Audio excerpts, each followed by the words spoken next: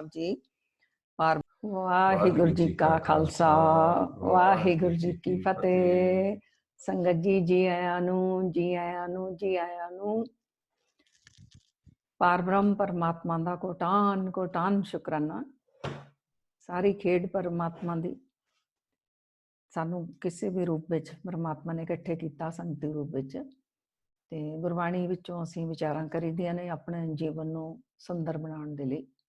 ਜੀਵਨ ਸੁੰਦਰ ਦਾ ਮਤਲਬ ਸਾਡਾ ਮਨ ਸੁੰਦਰ ਹੋ ਜਾਵੇ, ਸਾਡੀਆਂ ਜਨਮਾਂ ਦੀਆਂ ਮੈਲਾਂ ਜਿਹੜੀਆਂ ਉਹ ਸਾਫ਼ ਹੋ ਜਾਣ ਤੇ ਅਸੀਂ ਸੱਚ ਦੇ ਮਾਰਗ ਤੇ ਚੱਲਣਾ ਸ਼ੁਰੂ ਕਰੀਏ। ਕਿਉਂਕਿ ਇੱਕ ਪਾਸੇ ਅਸੀਂ ਧਰਮ ਕਰਮ ਵੀ ਸਭ ਕਰ ਰਹੇ ਹਾਂ, ਅੰਮ੍ਰਿਤ ਵੇਲੇ ਵੀ ਉੱਠਣਾ, ਨਾਮ ਵੀ ਜਪਣਾ, ਸੰਗਤ ਵੀ ਕਰਨੀ, ਜੋ ਵੀ ਕਰਨਾ ਚਾਹੀਦਾ, ਪਰ ਕਿਤੇ ਨਾ ਕਿਤੇ ਕਈ ਵਾਰ ਪਤਾ ਨਹੀਂ ਚੱਲਦਾ ਵੀ ਕਾਰਨ ਕੀ ਹੈ।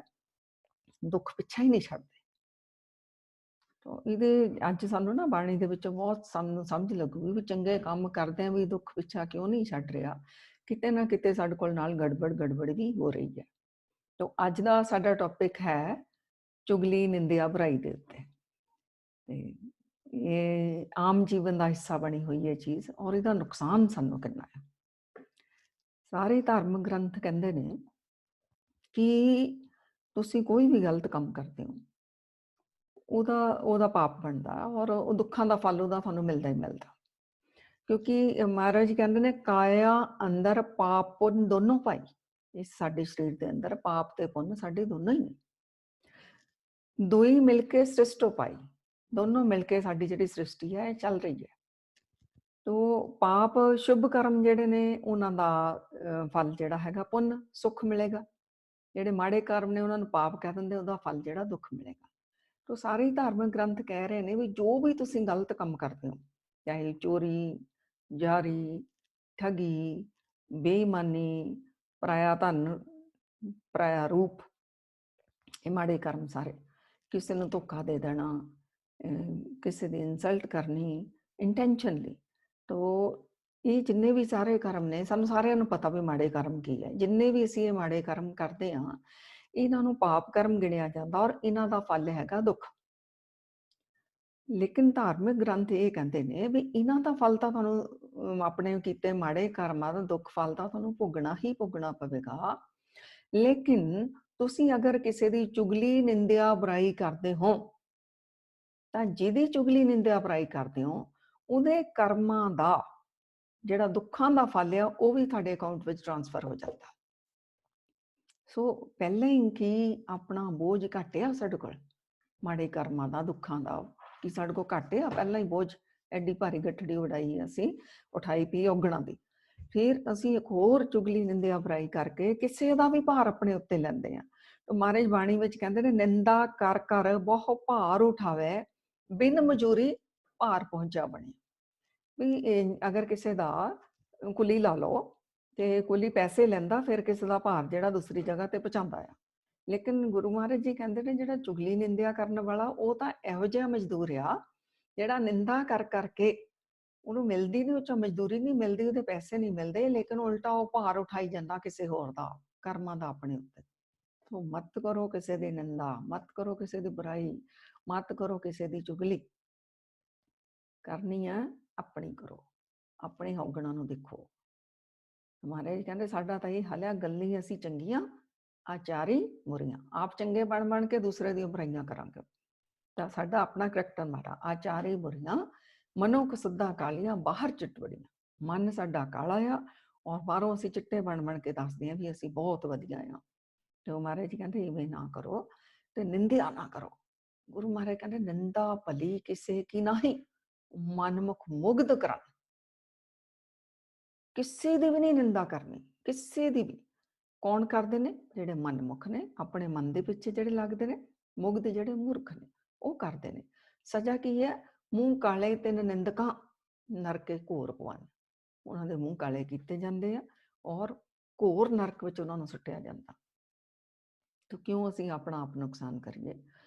ਸੋ ਧਾਰਮਿਕ ਗ੍ਰੰਥ ਕਹਿੰਦੇ ਨੇ ਵੀ ਨਿੰਦਾ ਤਾਂ ਕਿਸੇ ਦੀ ਵੀ ਨਹੀਂ ਕਰਨੀ, ਪਰ ਜੇਕਰ ਤੁਸੀਂ ਆਪਣੇ ਮਾਤਾ ਪਿਤਾ ਦੀ ਨਿੰਦਾ ਕਰਦੇ ਹੋ, ਸੰਤ ਦੀ, ਭਗਤ ਦੀ, ਗੁਰੂ ਦੀ, ਪਰਮਾਤਮਾ ਦੇ ਜਨ ਦੀ ਨਿੰਦਾ ਕਰਦੇ ਹੋ, ਫਿਰ ਤਾਂ ਤੁਸੀਂ ਸੋਚ ਹੀ ਨਹੀਂ ਸਕਦੇ ਕਿ ਤੁਹਾਡੇ ਨਾਲ ਕੀ ਹੋਣ ਵਾਲਾ ਹੈ।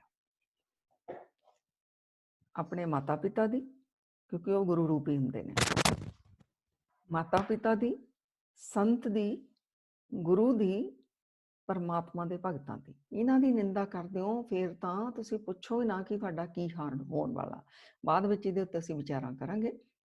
ਨਿੰਦਿਆ ਕਹਿੰਦੇ ਕਿਹਨੂੰ ਆ, ਤੁਹਾਨੂੰ ਪਤਾ ਲੱਗੇ ਵੀ ਕਿਸੇ ਦੇ ਔਗਣਾਂ ਨੂੰ ਜਿਹੜਾ ਨਾ ਐਵੇਂ ਬਣਾ ਕੇ ਦੱਸੀ ਜਾਣਾ, ਹੈ ਨਹੀਂ ਉਹਦੇ ਵਿੱਚ ਔਗਣ।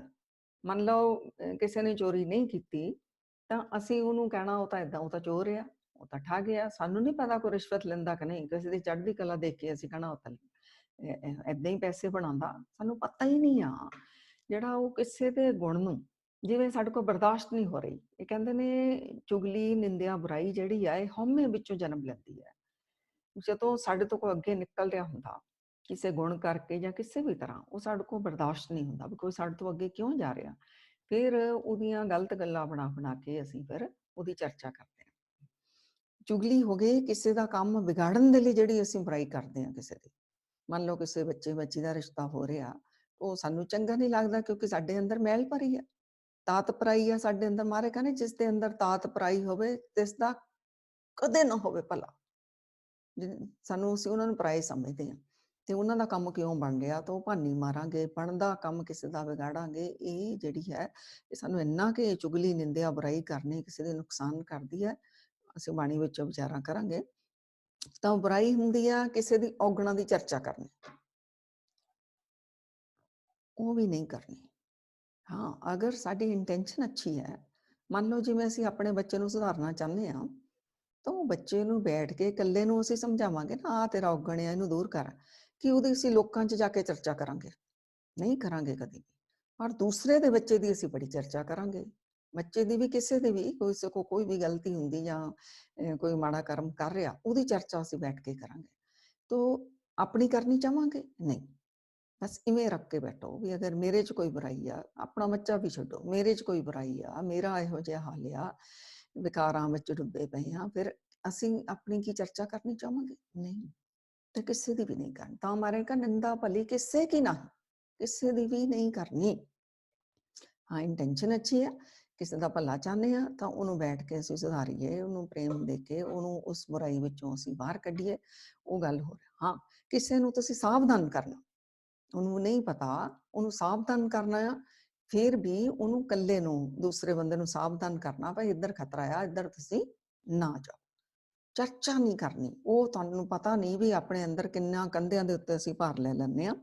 ਸੋ ਇਹ ਜਿਹੜਾ ਨਿੰਦਕਾਂ ਦਾ ਗੁਰੂ ਮਹਾਰਾਜ ਨੇ ਬਾਣੀ ਵਿੱਚ ਦੱਸਿਆ ਵੀ ਇਹਨਾਂ ਦਾ ਕੀ ਹੱਲ ਹੋਵੇਗਾ, ਅਗਰ ਅਸੀਂ ਆ ਵੀ ਸਾਡਾ ਵੀ ਕੀ ਹਾਲ ਹੋਵੇਗਾ ਅਗਰ ਅਸੀਂ ਕਿਸੇ ਦੀ ਨਿੰਦਿਆ, ਬੁਰਾਈ, ਚੁਗਲੀ ਕਰ ਰਹੇ ਹਾਂ, ਸਾਡੀ ਇੰਟੈਂਸ਼ਨ ਅਗਰ ਠੀਕ ਨਹੀਂ ਆ।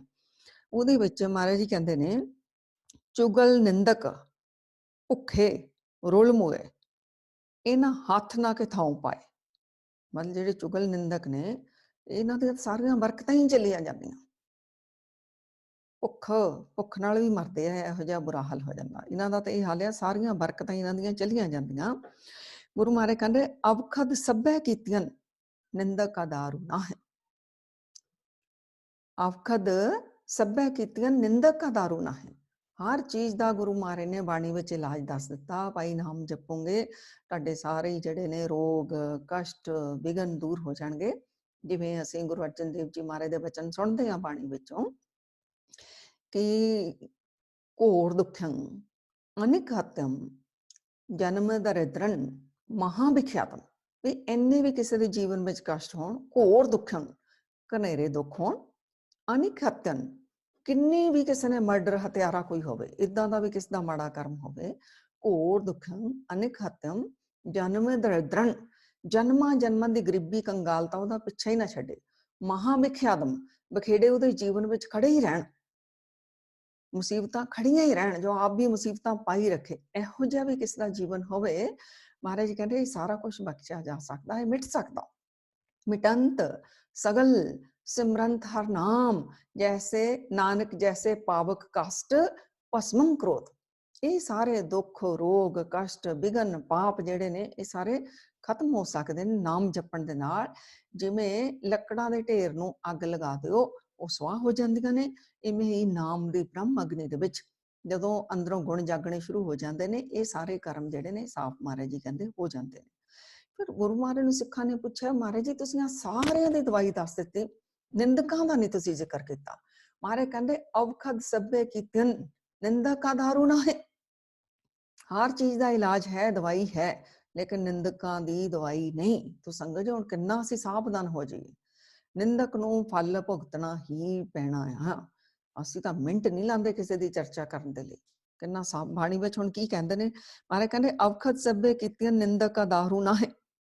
ਔਰ ਜਿਹੜੇ ਨਿੰਦਕ ਨੇ ਪਰਮਾਤਮਾ ਨੂੰ ਪਿੱਠ ਦੇ ਦਿੰਦਾ, ਅਹੰਕਾਰੀਆਂ ਨਿੰਦਕਾਂ ਪਿੱਠ ਦੇ ਦਿੰਦਾ ਪਰਮਾਤਮਾ। ਅਰੜਾਵੇ ਬਿਲਾਵੇ ਨਿੰਦਕ, ਨਿੰਦਕ ਤੜਫਦਾ ਫਿਰਦਾ, ਉਹਦਾ ਏਦਾਂ ਦਾ ਅੰਦਰੋਂ ਹਾਲਤ ਹੋ ਜਾਂਦਾ। ਮਹਾਰਾਜ ਜੀ ਕਹਿੰਦੇ ਨੇ ਨਿੰਦਕ ਪਕੜ ਪਛਾੜਨ ਝੂਠੇ ਦਰਬਾਰੇ। ਪਰਮਾਤਮਾ ਦੇ ਦਰਬਾਰ ਵਿੱਚ ਨਾ ਉਹਨਾਂ ਨੂੰ ਫੜ ਕੇ ਪਿੱਛੇ ਕਰ ਦਿੱਤਾ ਜਾਂਦਾ ਹੈ। ਸਗਲ ਥਾਨ ਨਿੰਦਕ ਗਏ, ਨਿੰਦਕ ਦੇ ਸਾਰੇ ਥਾਨ ਚਲ ਜਾਂਦੇ, ਲੋਕ ਵੀ ਪਰਲੋਕ ਵੀ, ਦੋਵੇਂ ਥਾਨ ਉਹਦੇ ਚਲੇ ਜਾਂਦੇ। ਨਾ ਉਹਨੂੰ ਲੋਕ 'ਚ ਸੁੱਖ, ਨਾ ਉਹਨੂੰ ਪਰਲੋਕ ਵਿੱਚ। ਔਰ ਨਿੰਦਕਾਂ ਦਾ ਇਹ ਹਾਲ, ਓਏ ਆਪ ਡੁੱਬੇ ਪਰ ਨਿੰਦਕਾਂ ਸਗਲੇ ਕੁੱਲ ਡੁੱਬਣ। ਜਿਹੜੇ ਪਰਾਈ ਨਿੰਦਿਆ ਕਰਦੇ, ਆਪ ਤਾਂ ਡੁੱਬੇ ਡੁੱਬੇ ਆਪਣੇ ਕੁੱਲ ਨੂੰ ਵੀ ਡੁੱਬ ਲੈਂਦੇ ਆ। ਨਿੰਦਕਾਂ ਪਾਸੋਂ ਹਰ ਲੇਖਾ ਮੰਗਸੀ ਬਹੁਤ ਦੇਹ ਸਜਾਈ। ਨਿੰਦਕਾਂ ਦੇ ਕੋਲੋਂ ਪਰਮਾਤਮਾ ਲੇਖਾ ਮੰਗਦਾ ਔਰ ਬਹੁਤ ਜ਼ਿਆਦਾ ਸਜ਼ਾ ਦਿੱਤੀ ਜਾਂਦੀ ਹੈ। ਨਿੰਦਕ ਦਾ ਤਾਂ ਇਹੋ ਜਿਹਾ ਹਾਲ ਹੋ ਜਾਂਦਾ, ਉਹਨੂੰ ਇੰਨੀ ਸਜ਼ਾ ਮਿਲਦੀ ਵੀ ਸੋਨੇ ਨੂੰ ਵੀ ਹੱਥ ਲਾ ਲਵੇ ਤਾਂ ਨਾ ਉਹ ਕੀ ਹੋ ਜਾਊਗਾ, ਸਵਾਹ ਹੋ ਜਾਊਗਾ। ਬਾਣੀ ਦਾ ਨਿਰਣਾ, ਉਸ ਅੱਗੇ ਪਿੱਛੇ ਢੋਈ ਨਹੀਂ ਜਿਸ ਅੰਦਰ ਨਿੰਦਾ ਮੂੰਹ ਅਬ ਪਾਇਆ। ਜੋ ਸੋਨੇ ਨੂੰ ਹੱਥ ਲਾਏ ਤਾਂ ਖੇਹੂ ਸੇਤੀ ਰਲ ਗਿਆ। ਸੋਨੇ ਨੂੰ ਵੀ ਹੱਥ ਲਾਊਗਾ ਕਿ ਖੇ ਹੋ ਜਾਊਗਾ, ਸਵਾਹ ਹੋ ਜਾਊਗਾ ਉਹ ਸੋਨਾ ਵੀ, ਮਤਲਬ ਉਹਦੀ ਬਰਕਤ ਵੀ ਨਹੀਂ ਉਹਦੇ ਹੱਥ 'ਚ ਕੋਈ ਰਹਿੰਦੀ। ਤੋ ਸੰਗਤ ਜੀ ਨਿੰਦਾ ਫਿਰ ਸਾਨੂੰ ਬਿਲਕੁਲ ਨਹੀਂ ਕਰਨੀ ਚਾਹੀਦੀ। ਮਹਾਰਾਜ ਦਾ ਕਹਿੰਦੇ ਉਸ ਤੱਕ ਨਿੰਦਾ ਦੋ ਤਿਆਗੇ ਖੋਜੈ ਪਦ ਨਿਰਵਾਣਾ। ਕਿਸੇ ਦੀਆਂ ਵਡਿਆਈਆਂ ਵੀ ਨਾ ਕਰੋ ਵਧਾ ਚੜਾ ਕੇ, ਜਿਹੜਾ ਤਾਂ ਬਣਦੀ ਉਹਦੀ ਸਿਫਤ ਉਨੀ ਕਰੋ, ਆਪਾਂ ਵਧਾ ਕੇ ਵੀ ਨਹੀਂ ਕਰਨੀ ਹੁੰਦੀ। ਔਰ ਕਿਸੇ ਦੀ ਨਿੰਦਿਆ ਵੀ ਨਾ ਕਰੋ, ਇਹਨਾਂ ਦੋਨਾਂ ਚੀਜ਼ਾਂ ਨੂੰ ਛੱਡ ਦਿਓ। ਖੋਜੈ ਪਦ ਨਿਰਵਾਣਾ, ਅਸਲੀ ਪਦ ਮਤਲਬ ਪਰਮਾਤਮਾ ਦੀ ਖੋਜ ਵਿੱਚ ਲੱਗ ਜਾਓ। ਸਾਰਾ ਆਪਣਾ ਟਾਈਮ, ਆਪਣੀ ਐਨਰਜੀ, ਆਪਣੀ ਸੋਚ, ਆਪਣੀ ਚਰਚਾ ਜਿਹੜੀ ਆ ਇੱਧਰ ਲਗਾਓ, ਨਾ ਕਿ ਕਿਸੇ ਦੇ ਜਿਹੜੇ ਨੇ ਔਗਣਾਂ ਨੂੰ ਦੇਖਣ ਵਿੱਚ ਅਸੀਂ ਲੱਗ ਜਾਈਏ। ਹੁਣ ਆਪਾਂ ਪਹਿਲਾਂ ਵਿਚਾਰਾਂ ਕੀਤੀਆਂ ਸੀ ਕਿ ਮਾਤਾ ਪਿਤਾ, ਸੰਤ, ਗੁਰੂ, ਭਗਤ ਜਨ, ਇਹਨਾਂ ਦੀ ਅਗਰ ਬੁਰਾਈ ਕਰ ਦਿੱਤੀ ਫਿਰ ਤਾਂ ਪੁੱਛੋ ਹੀ ਨਾ। ਫਿਰ ਤਾਂ ਵਿਦਵਾਨ ਲੋਕ ਕਹਿੰਦੇ ਨੇ ਜਿਵੇਂ ਦੁੱਖਾਂ ਦੀ ਖਾਣ ਹੁੰਦੀ ਨਾ, ਜਿਵੇਂ ਕੱਲ ਕੋਲੇ ਦੀ ਖਾਣ ਤੋਂ ਕੋਲਾ ਕੱਢੀ ਜਾਓ, ਹੋਰ ਆਈ ਜਾਂਦਾ, ਹੋਰ ਆਈ ਜਾਂਦਾ। ਇਵੇਂ ਹੀ ਅਗਰ ਗੁਰੂ, ਸੰਤ, ਭਗਤ, ਮਾਤਾ ਪਿਤਾ ਦੀ ਨਿੰਦਿਆ ਕੀਤੀ ਤਾਂ ਫਿਰ ਜਿਵੇਂ ਦੁੱਖਾਂ ਦਾ ਖਾਣ ਹੈ ਉਹ ਖਤਮ ਹੀ ਨਹੀਂ ਹੋਣੇ। ਫਿਰ ਜੀਵਨ ਦੇ ਵਿੱਚ, ਇੱਕ ਜੀਵਨ ਵਿੱਚ ਨਹੀਂ, ਕਿੰਨੇ ਜਨਮ, ਔਰ ਪਤਾ ਹੀ ਨਹੀਂ ਕਿੰਨੇ ਜਨਮ ਲੱਗ ਜਾਣੇ ਭੋਗਣ ਨੂੰ। ਔਰ ਮੁੜ ਕੇ ਨਿੰਦਕ ਨੂੰ ਮਨੁੱਖਾ ਦੇਹੀ ਨਹੀਂ ਮਿਲਣੀ। ਇਹ ਬਾਣੀ ਦੇ ਨਿਰਣੇ ਨੇ। ਸੋ ਕੀ ਕਹਿ ਰਹੇ ਨੇ ਮਹਾਰਾਜ ਜੀ, ਅਸੀਂ ਸੁਖਮਨੀ ਸਾਹਿਬ ਦੀ ਅਸ਼ਟਪਦੀ ਪੜ੍ਹਦੇ ਹਾਂ, ਉਹਦੇ ਵਿੱਚ ਸੰਤ ਕੀ ਨਿੰਦਾ ਬਾਰੇ ਮਹਾਰਾਜ ਜੀ ਨੇ ਕਿੰਨਾ ਲਿਖਿਆ। ਤੇ ਪੂਰੀ ਅਸ਼ਟਪਦੀ ਨਹੀਂ ਹੁਣ ਅਸੀਂ ਪੜਾਂਗੇ, ਉੱਪਰਲਾ ਸਿਰਫ ਸ਼ਲੋਕ ਪੜ੍ਹ ਦੇਵਾਂਗੇ। ਸੰਤ ਸਰਨ ਜੋ ਜਨ ਪਰੇ ਸੋ ਜਨ ਉਦਰਨ ਹਾਰ, ਸੰਤ ਕੀ ਨਿੰਦਾ ਨਾਨਕਾ ਬਹੁਰ ਬਹੁਰ ਅਵਤਾਰ। ਬਹੁਤ ਜੁਨਾ ਚ ਉਹਨੂੰ ਭਟਕਣਾ ਪੈਂਦਾ। ਕਿਹੜੀਆਂ ਜੁਨਾ? ਮਨੁੱਖਾਂ ਵਾਲੀਆਂ ਨੇ। ਸੰਤ ਕੇ ਦੁਖਨ ਤ੍ਰਿਗਧ ਜੋਨ, ਤ੍ਰਿਗਧ ਹੁੰਦੀਆਂ ਕੀੜੇ ਮਕੌੜੇ, ਜਿਹੜੀਆਂ ਨਿਚਲੀਆਂ ਜੂਨਾਂ, ਉਹਦੇ ਵਿੱਚ ਫਿਰ ਉਹਨੂੰ ਭਟਕਣਾ ਪੈ ਜਾਂਦਾ ਹੈ। ਸੋ ਪੂਰੀ ਅਸ਼ਟਪਦੀ ਦੇ ਵਿੱਚੋਂ ਅਸੀਂ ਸੌਖੇ ਸ਼ਬਦ ਕਰਕੇ ਕੱਢਿਆ ਵੀ ਕੀ ਨੁਕਸਾਨ ਆ। ਦੇਖੋ ਅਸੀਂ ਬਿਨਾਂ ਕਾਰਨ ਕਿਸੇ ਦੀ ਨਿੰਦਾ ਕਰਨ ਲੱਗ ਜਾਂਦੇ, ਸਾਨੂੰ ਕਿਸੇ ਦੀ ਅਵਸਥਾ ਨਹੀਂ ਪਤਾ।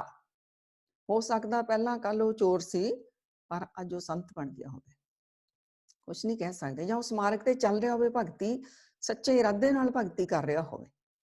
ਪਤਾ ਥੋੜੀ ਹੁੰਦਾ ਕਿਹੜੇ ਵੱਲ ਮਨ ਕਿਹਦਾ ਬਦਲ ਜਾਣਾ ਹੈ। ਗੁਰੂ ਨਾਨਕ ਸੱਚੇ ਪਾਤਸ਼ਾਹ ਜੀ ਵੱਡੇ ਵੱਡੇ ਚੋਰਾਂ ਠੱਗਾਂ ਪਾਸ ਗਏ, ਜਿਨ੍ਹਾਂ ਨੂੰ ਅੱਜ ਅਸੀਂ ਕਹਿੰਦੇ ਉਹ ਸੰਤ ਬਣ ਗਏ। ਤੋ ਆਪਣੀ ਬੁਰਾਈ ਦੇਖੀਏ, ਕਿਸੇ ਦੀ ਨਾ ਦੇਖੀਏ। ਹੁਣ ਨੁਕਸਾਨ ਕੀ ਆ ਸੰਤ ਦੀ ਨਿੰਦਾ ਕਰਨ ਦਾ? ਮਹਾਰਾਜ ਜੀ ਕਹਿੰਦੇ ਨੇ ਉਹਦਾ ਨੁਕਸਾਨ ਹੈ ਵੀ ਉਹਦੀ ਉਮਰ ਘਟ ਜਾਂਦੀ ਹੈ, ਜਮਾਂ ਦੀ ਫਾਹੀ ਉਹਦੇ ਗਲ 'ਚ ਪੈ ਜਾਂਦੀ ਹੈ, ਕਦੇ ਉਹਨੂੰ ਸੁੱਖ ਨਹੀਂ ਮਿਲਦਾ, ਨਰਕਾਂ ਦਾ ਉਹ ਭਾਗੀਦਾਰ ਬਣ ਜਾਂਦਾ, ਉਹਦਾ ਹਿਰਦਾ ਵੀ ਗੰਦਾ ਹੋ ਜਾਂਦਾ, ਉਹਦਾ ਚਿਹਰਾ ਵੀ ਜਿਹੜਾ ਭ੍ਰਿਸ਼ਟਿਆ ਹੋ ਜਾਂਦਾ। ਸੰਤ ਦਾ ਜਿਹੜਾ ਦੁਖੀ ਹੁੰਦਾ ਨਾ, ਸੰਤ ਅਗਰ ਉਹਨੂੰ ਮੂੰਹੋਂ ਕੁਛ ਉਧਲੇ ਵਚਨ ਕਹਿ ਦੇਵੇ, ਫਿਰ ਉਹਨੂੰ ਕੋਈ ਉਹਦੀ ਰੱਖਿਆ ਨਹੀਂ ਕਰ ਸਕਦਾ, ਕੋਈ ਵੀ ਨਹੀਂ। ਜਿਹੜੇ ਮਰਜ਼ੀ ਉਹ ਜਗ੍ਹਾ ਚੱਲ ਜਾਵੇ, ਰੱਬ ਨੇ ਤਾਂ ਮੂੰਹ ਲਾਣਾ ਹੀ ਨਹੀਂ ਆ, ਕੋਈ ਉਹਦੀ ਰੱਖਿਆ ਕਰ ਹੀ ਨਹੀਂ ਸਕਦਾ। ਕਿਉਂਕਿ ਨਾਨਕ ਸੰਤ ਭਾਵੇ ਤਾਂ ਉਸਕਾ ਵੀ ਹੋਏ ਮੋਗ। ਉਹ ਸੰਤ ਅਗਰ ਚਾਹੇ ਉਹਦੇ ਕੋਲੋਂ ਖਿਮਾ ਮੰਗੇ, ਭੁੱਲ ਬਖਸ਼ਾਵੇ, ਉਹ ਸੰਤ ਚਾਹੇ ਤਾਂ, ਇੱਥੇ ਰੱਬ ਨਹੀਂ, ਨਾਨਕ ਸੰਤ ਭਾਵੇ ਤਾਂ ਵੀ ਉਸਕਾ ਹੋਏ ਮੋਗ। ਅਗਰ ਉਹ ਸੰਤ ਨੂੰ ਚੰਗਾ ਲੱਗੇ, ਉਹ ਬਖਸ਼ ਦੇਵੇ, ਤਾਂ ਫਿਰ ਉਹਦੀ ਮੁਕਤੀ ਹੋਗੀ। ਨਹੀਂ ਤਾਂ ਹਾਲ ਦੇਖੋ, ਉਹਨੂੰ ਵੱਡਾ ਹਥਿਆਰਾ ਗਿਣਿਆ ਜਾਊਗਾ। ਸੰਤ ਦੇ ਦੁੱਖ ਨੂੰ, ਜਿਹੜਾ ਸੰਤ ਦੀ ਨਿੰਦਾ ਕਰੂਗਾ, ਉਹਦੀ ਕੋਈ ਸਹਾਇਤਾ ਨਹੀਂ ਕਰ ਸਕਦਾ, ਤ੍ਰਿਗਤ ਜੁਨਾ ਚ ਉਹਨੂੰ ਪਾਇਆ ਜਾਊਗਾ। ਕਿਉਂਕਿ ਉਹ ਸੰਤ ਇਮਾਨਦਾਰੀ ਦੇ ਨਾਲ ਲੱਗਾ ਹੋਇਆ, ਹਾਲੇ ਬੇਸ਼ੱਕ ਪੂਰਨਤਾ ਨਹੀਂ ਪਹੁੰਚਿਆ, ਲੇਕਿਨ ਲੱਗਾ ਹੋਇਆ ਆਪਣੇ ਵੱਲੋਂ ਇਮਾਨਦਾਰੀ ਦੇ ਨਾਲ। ਲੇਕਿਨ ਅਸੀਂ ਉਹਦੀ ਚੁਗਲੀ ਨਿੰਦਿਆ ਬੁਰਾਈ ਕਰਕੇ ਕਿੰਨਿਆਂ ਨੂੰ ਨਾਲੋਂ ਤੋੜ ਦਿੱਤਾ। ਕਿੰਨਿਆਂ ਦਾ ਕਲਿਆਣ ਹੋ ਜਾਣਾ ਸੀ, ਕਿੰਨੀਆਂ ਰੂਹਾਂ ਨੇ ਆਪਣਾ ਜੀਵਨ ਸਵਾਰ ਲੈਣਾ ਸੀਗਾ। ਉਹ ਮਹਾ ਹਥਿਆਰਾ ਗਿਣਿਆ ਗਿਆ ਵੀ ਜਿਨ੍ਹਾਂ ਨੇ ਆਪਣਾ ਆਤਮ ਰੂਪ ਸੁਧਾਰਨਾ ਸੀਗਾ, ਮਨ ਦੀਆਂ ਮੈਲਾਂ ਉਤਾਰਨੀਆਂ ਸੀ, 19 ਸੰਗਤ ਤੋੜ ਕੇ ਰੱਖ ਦਿੱਤੀ, ਤਾਂ ਇਹ ਮਹਾ ਹਥਿਆਰਾ। ਸੰਤ ਕਾ ਨਿੰਦਕ ਪਰਮੇਸ਼ਰ ਮਾਰਾ, ਬਾਣੀ ਅਸੀਂ ਸੁਖਮਨੀ ਸਾਹਿਬ ਚ ਪੜ੍ਹਦੇ ਹਾਂ ਵੀ ਉਹ ਤਾਂ ਪਰਮੇਸ਼ਰ ਨੇ ਸਮਝਦਾ, ਉਹਨੂੰ ਮਾਰ ਪਾਤੀ ਜਿਹੜਾ ਸੰਤ ਦੀ ਨਿੰਦਾ ਕਰਦਾ। ਸੰਤ ਦਾ ਨਿੰਦਕ ਤਾਂ ਤੜਫਦਾ। ਕਿਵੇਂ ਤੜਫਦਾ? ਜਿਵੇਂ ਮੱਛੀ ਪਾਣੀ ਤੋਂ ਬਿਨਾਂ ਤੜਫਦੀ ਆ ਨਾ, ਇਵੇਂ ਸੰਤ ਦਾ ਨਿੰਦਕ ਅੰਦਰੋਂ ਬੇਚੈਨ, ਅਸ਼ਾਂਤ, ਉਹਨੂੰ ਚੈਨ ਨਹੀਂ ਆਉਂਦੀ, ਉਹ ਸਦਾ ਹੀ ਭੁੱਖਾ ਰਹਿੰਦਾ, ਅੰਦਰੋਂ ਖੋਖਲਾ। ਉਹ ਜਿੰਦਾ ਲਾਸ਼ ਆ, ਦੇਖਣ ਨੂੰ ਲੱਗ ਰਿਹਾ ਜਿੰਦਾ, ਲੇਕਿਨ ਲਾਸ਼ ਦੀ ਤਰ੍ਹਾਂ ਹੁੰਦਾ। ਇਹ ਸੁਖਮਨੀ ਸਾਹਿਬ ਦੀ ਅਸ਼ਟਪਦੀ ਵਿੱਚ ਮਹਾਰਾਜ ਨੇ ਸਾਰਾ ਦੱਸਿਆ।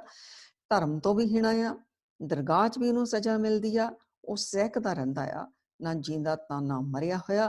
ਪਰ ਨਾਨਕ ਸੰਤ ਭਾਵੇ ਤਾਂ ਉਸਕਾ ਵੀ ਹੋਏ ਮੋਕ। ਸੰਤ ਚਾਹੇ, ਸੰਤ ਮੇਰਾ ਦੇ ਘਰ ਵਿੱਚ ਆ ਜਾਣ, ਸੰਤ ਬਖਸ਼ ਦੇਣ, ਤਾਂ ਉਹਦੀ ਵੀ ਮੁਕਤੀ ਹੋ ਸਕਦੀ ਹੈ। ਹੋਰ ਭੈਰਵ ਮਹੱਲਾ ਪੰਜਵਾਂ ਵਿੱਚ ਨਾ ਮਹਾਰਾਜ ਨੇ ਸੰਤ ਤੇ ਭਗਤਾਂ ਦੀ ਇਕੱਠਾ ਬਾਣੀ ਲਿਖੀ ਆ ਵੀ ਕਿੰਨਾ ਇਹਦੇ ਦੁੱਖ ਆ। ਸੰਤ ਕੀ ਨਿੰਦਾ ਜੋਨੀ ਭਵਨਾ, ਸੰਤ ਦੀ ਨਿੰਦਾ ਕਰਦੇ ਹੋ ਜੂਨਾਂ ਵਿੱਚ ਭਟਕਣਾ ਪੈ ਜਾਊਗਾ। ਸੰਤ ਕੀ ਨਿੰਦਾ ਰੋਗੀ ਕਰਨਾ, ਰੋਗ ਲੱਗ ਜਾਣਗੇ।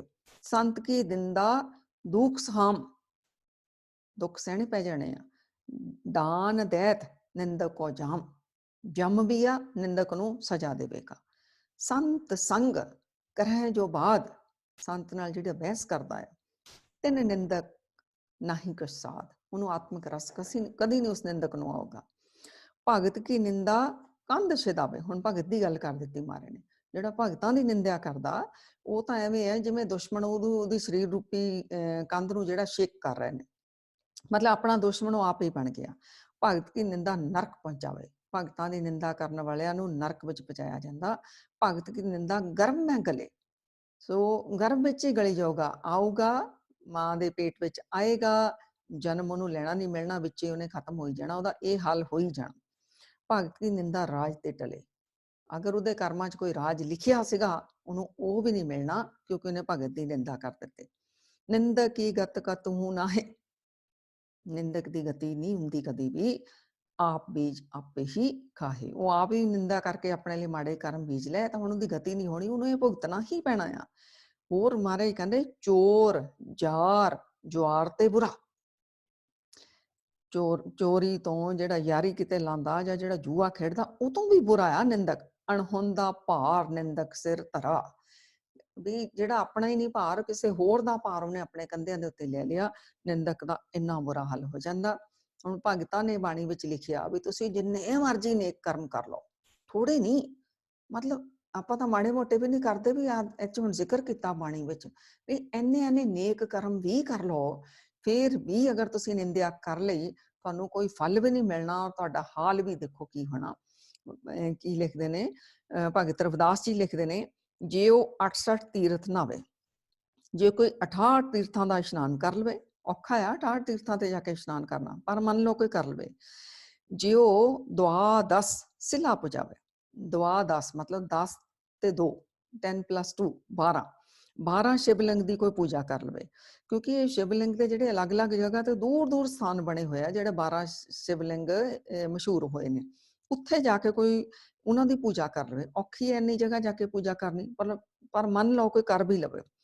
ਜੇ ਉਹ ਕੂਪ ਤਟਾ ਦੇਵਾਵੇ, ਜੇ ਉਹ ਕੋਈ ਖੂਹ ਤੇ ਤਲਾਬ ਲਗਵਾ ਦੇਵੇ, ਕਿਉਂਕਿ ਉਸ ਜ਼ਮਾਨੇ ਦੀ ਉਦੋਂ ਦੀ ਬਾਣੀ ਲਿਖੀ ਹੋਈ ਆ, ਜਦੋਂ ਪਾਣੀ ਦੀ ਬਹੁਤ ਜ਼ਿਆਦਾ ਕਿੱਲਤ ਹੁੰਦੀ ਸੀ।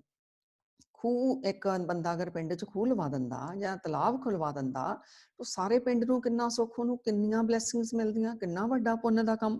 ਕਹਿੰਦੇ ਕੋਈ ਇਹ ਵੀ ਕੰਮ ਕਰ ਲਵੇ, ਕਰੇ ਨਿੰਦ ਸਭ ਬਿਰਥਾ ਜਾਵੇ। ਜੋ ਨਿੰਦਾ ਕਰ ਲਊਗਾ, ਇਹ ਸਾਰਾ ਜਿਹੜਾ ਉਹਨੂੰ ਫਲ ਮਿਲਣਾ ਸੀ ਉਹਦਾ ਫਲ ਵਿਅਰਥ ਚਲਾ ਗਿਆ, ਉਹਦਾ ਫਲ। ਅੱਗੇ ਬਾਬਾ ਰਵਿਦਾਸ ਜੀ ਕਹਿੰਦੇ ਨੇ, ਸਾਧ ਕਾ ਨਿੰਦਕ ਕੈਸੇ ਤਰੇ, ਸਰ ਪਰ ਜਾਨੋ ਨਰਕ ਹੀ ਪਰੇ। ਔਰ ਸਾਧ ਦਾ ਨਿੰਦਕ ਤਾਂ ਤਰੇ ਨਹੀਂ ਸਕਦਾ, ਉਹ ਤਾਂ ਸਮਝ ਲਓ ਵੀ ਸਰਪ ਦੀ ਜੂਨ, ਨਰਕਾਂ ਵਿੱਚ ਉਹਨੂੰ ਪੈਣਾ ਪੈਣਾ। ਅਗਲਾ ਹੋਰ ਦੱਸਿਆ ਵੀ ਇੰਨੇ ਚੰਗੇ ਕੰਮ ਜੇ ਕਰ ਲਓ ਫਿਰ ਵੀ ਨਹੀਂ ਤੁਹਾਡਾ ਕਲਿਆਣ।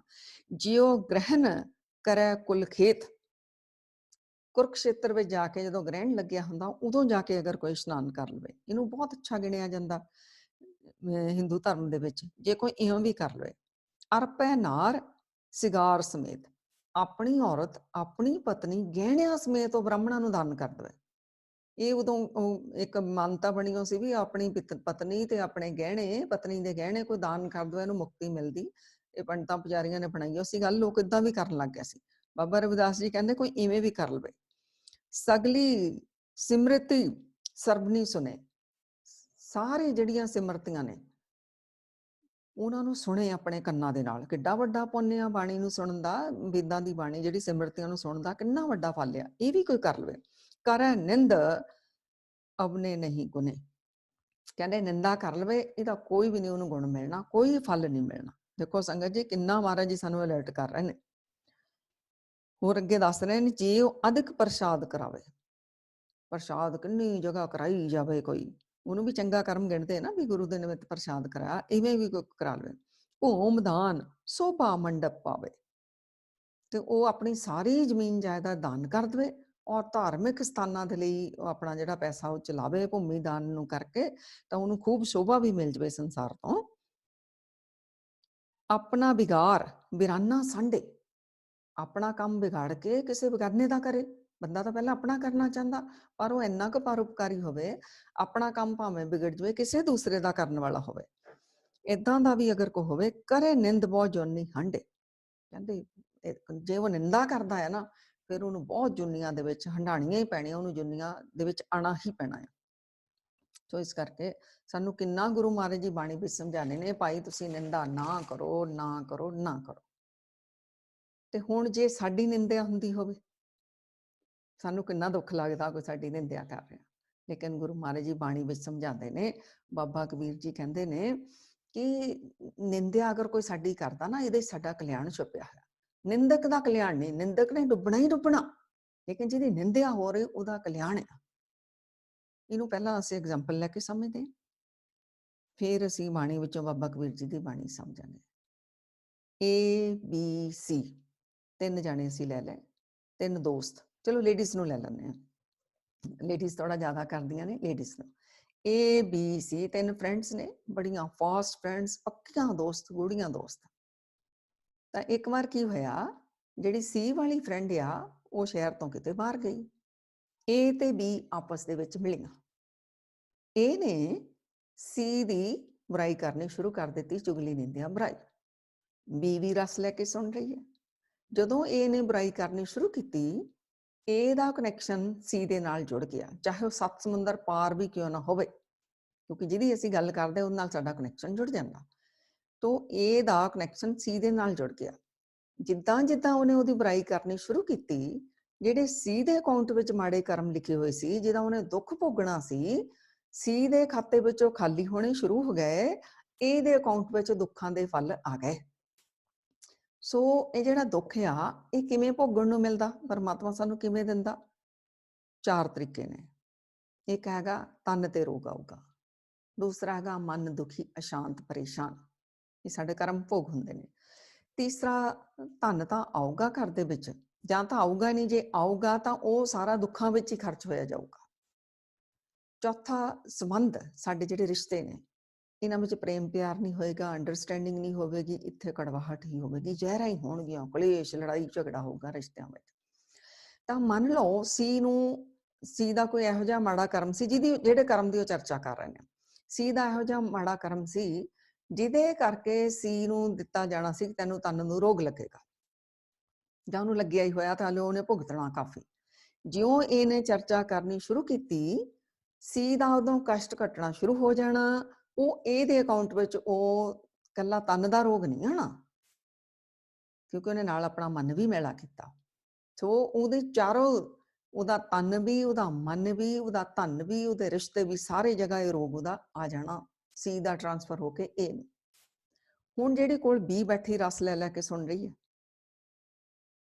ਇਹਦੇ ਅਕਾਊਂਟ ਵਿੱਚ ਵੀ ਗਿਆ, ਕਿਉਂਕਿ ਇਹਨੇ ਵੀ ਰਸ ਲੈ ਕੇ ਸੁਣਿਆ, ਕੰਨਾਂ ਦੇ ਨਾਲ ਸੁਣਿਆ। ਐਵੇਂ ਨਹੀਂ ਭਾਈ ਗੁਰਦਾਸ ਜੀ ਨੇ ਕਿਹਾ, ਹੋਂ ਤਿਸ ਘੋਲ ਕਮਾਇਆ ਪਰ ਨਿੰਦਾ ਸੁਣ ਆਪ ਹਟਾਵੇ। ਕਹਿੰਦੇ ਉਹ ਤੋਂ ਅਸੀਂ ਵਾਰੇ ਬਲਿਆਰੇ ਜਾਂਦੇ ਆ, ਜਿਹੜਾ ਕਿਸੇ ਪਰਾਈ ਦੀ ਨਿੰਦਿਆ ਕੋਈ ਕਰ ਵੀ ਰਿਹਾ ਕਿਸੇ ਦੀ, ਉਹਨੂੰ ਹਟਾ ਦੋ। ਕਿਉਂ ਹਟਾ ਦੋ? ਇੱਕ ਤਾਂ ਆਪ ਨੂੰ ਨਾ ਸੁਣਨੀ ਮਿਲੇ, ਸਾਡੇ ਅੰਦਰ ਵੀ ਮੈਲ ਚਲੀ ਜਾਣੀ ਹੈ, ਔਰ ਦੂਸਰਾ ਜਦ ਸਾਨੂੰ ਸਮਝ ਆ ਵੀ ਨਰਕਾਂ 'ਚ ਹੀ ਪੈਣਾ, ਜਿਹੜਾ ਕਿਸੇ ਦੀ ਨਿੰਦਿਆ ਕਰ ਰਿਹਾ ਉਹਨੂੰ ਹਟਾ ਦਈਏ ਵੀ ਇਹਦਾ ਕਲਿਆਣ ਹੋ ਜਾਵੇ, ਭਾਈ ਇਹ ਨਾ ਕਿਤੇ ਨਰਕਾਂ 'ਚ ਚਲ ਜਾਵੇ। ਪਰ ਦੋ ਜਾਣੇ ਕਰਦੇ ਹੋਣ ਨਾ, ਸਾਨੂੰ ਅਸੀਂ ਤਾਂ ਕੰਨ ਲਾ ਲਾ ਕੇ ਸੁਣਨ ਜਾਈਦਾ ਵੀ ਮੈਂ ਰਹਿ ਗਈ, ਮੈਨੂੰ ਨਹੀਂ ਇਹ ਗੱਲ ਸੁਣੀ ਵੀ ਇਹ ਕਿਹੜੀ ਰਹਿ ਗਈ। ਇੰਨਾ ਪਤਾ ਹੀ ਨਹੀਂ ਕਿਸੇ ਦਾ ਬਿਨਾਂ ਮਜ਼ਦੂਰੀ ਅਸੀਂ ਭਾਰ ਉਠਾ ਰਹੇ ਹਾਂ। ਸੋ ਬਾਬਾ ਕਬੀਰ ਜੀ ਕੀ ਕਹਿੰਦੇ ਨੇ? ਉਹ ਕਹਿੰਦੇ ਨੇ ਨਿੰਦਾ, ਸਾਡੀ ਅਗਰ ਕੋਈ ਨਿੰਦਾ ਕਰਦਾ ਨਾ, ਸਾਡਾ ਕਲਿਆਣ ਹੋ ਰਿਹਾ। ਕਹਿੰਦੇ ਨਿੰਦੋ ਨਿੰਦੋ ਮੋਕੋ ਲੋਗ ਨਿੰਦੋ, ਕਹਿੰਦੇ ਲੋਕੋ ਸਾਡੀ ਨਿੰਦਿਆ ਕਰੋ, ਨਿੰਦਾ ਜਨ ਕੋ ਖਰੀ ਪਿਆਰੀ। ਕਹਿੰਦੇ ਸਾਨੂੰ ਤਾਂ ਜਨ ਨੂੰ, ਹਰ ਇੱਕ ਨੂੰ ਨਹੀਂ ਚੰਗੀ ਲੱਗਦੀ, ਜਿਹੜਾ ਪਰਮਾਤਮਾ ਦਾ ਜਨ ਆ ਉਹਨੂੰ ਨਿੰਦਾ ਬਹੁਤ ਚੰਗੀ ਲੱਗਦੀ ਹੈ, ਕਿਉਂਕਿ ਉਹਨੂੰ ਪਤਾ ਲੱਗ ਗਿਆ ਮੇਰੇ ਅਕਾਊਂਟ 'ਚੋਂ ਹੁਣ ਚਲੇ ਜਾਣਾ, ਮੇਰਾ ਤਾਂ ਕੰਮ ਹਲਕਾ ਹੋ ਜਾਣਾ। ਨਿੰਦਾ ਬਾਪ ਨਿੰਦਾ ਮਹਿਤਾਰੀ, ਨਿੰਦਾ ਤਾਂ ਕਹਿੰਦੇ ਸਾਡੀ ਮਾਂ ਆ ਤੇ ਸਾਡੀ ਬਾਪ ਆ। ਕਿਉਂ? ਜਿਵੇਂ ਮਾਂ ਬਾਪ ਆਪਣੇ ਬੱਚੇ ਨੂੰ ਸਵਾਰਦੇ ਆ, ਇਵੇਂ ਜਦੋਂ ਕੋਈ ਸਾਡੀ ਨਿੰਦਿਆ ਕਰਦਾ, ਸੰਗਤ ਜੀ ਕਈ ਵਾਰ ਹੋ ਸਕਦਾ ਅਸੀਂ ਉਹ ਗਲਤ ਕਰਮ ਵਿੱਚ ਹੋਈਏ, ਤਾਂ ਉਹਦੇ ਨਾਲ ਕੀ ਹੋਊਗਾ, ਅਸੀਂ ਆਪਣੇ ਆਪ ਨੂੰ ਸੈਲਫ ਚੈੱਕ ਕਰ ਲਵਾਂਗੇ, ਆਪਣੀ ਬੁਰਾਈ ਛੱਡ ਦੇਵਾਂਗੇ।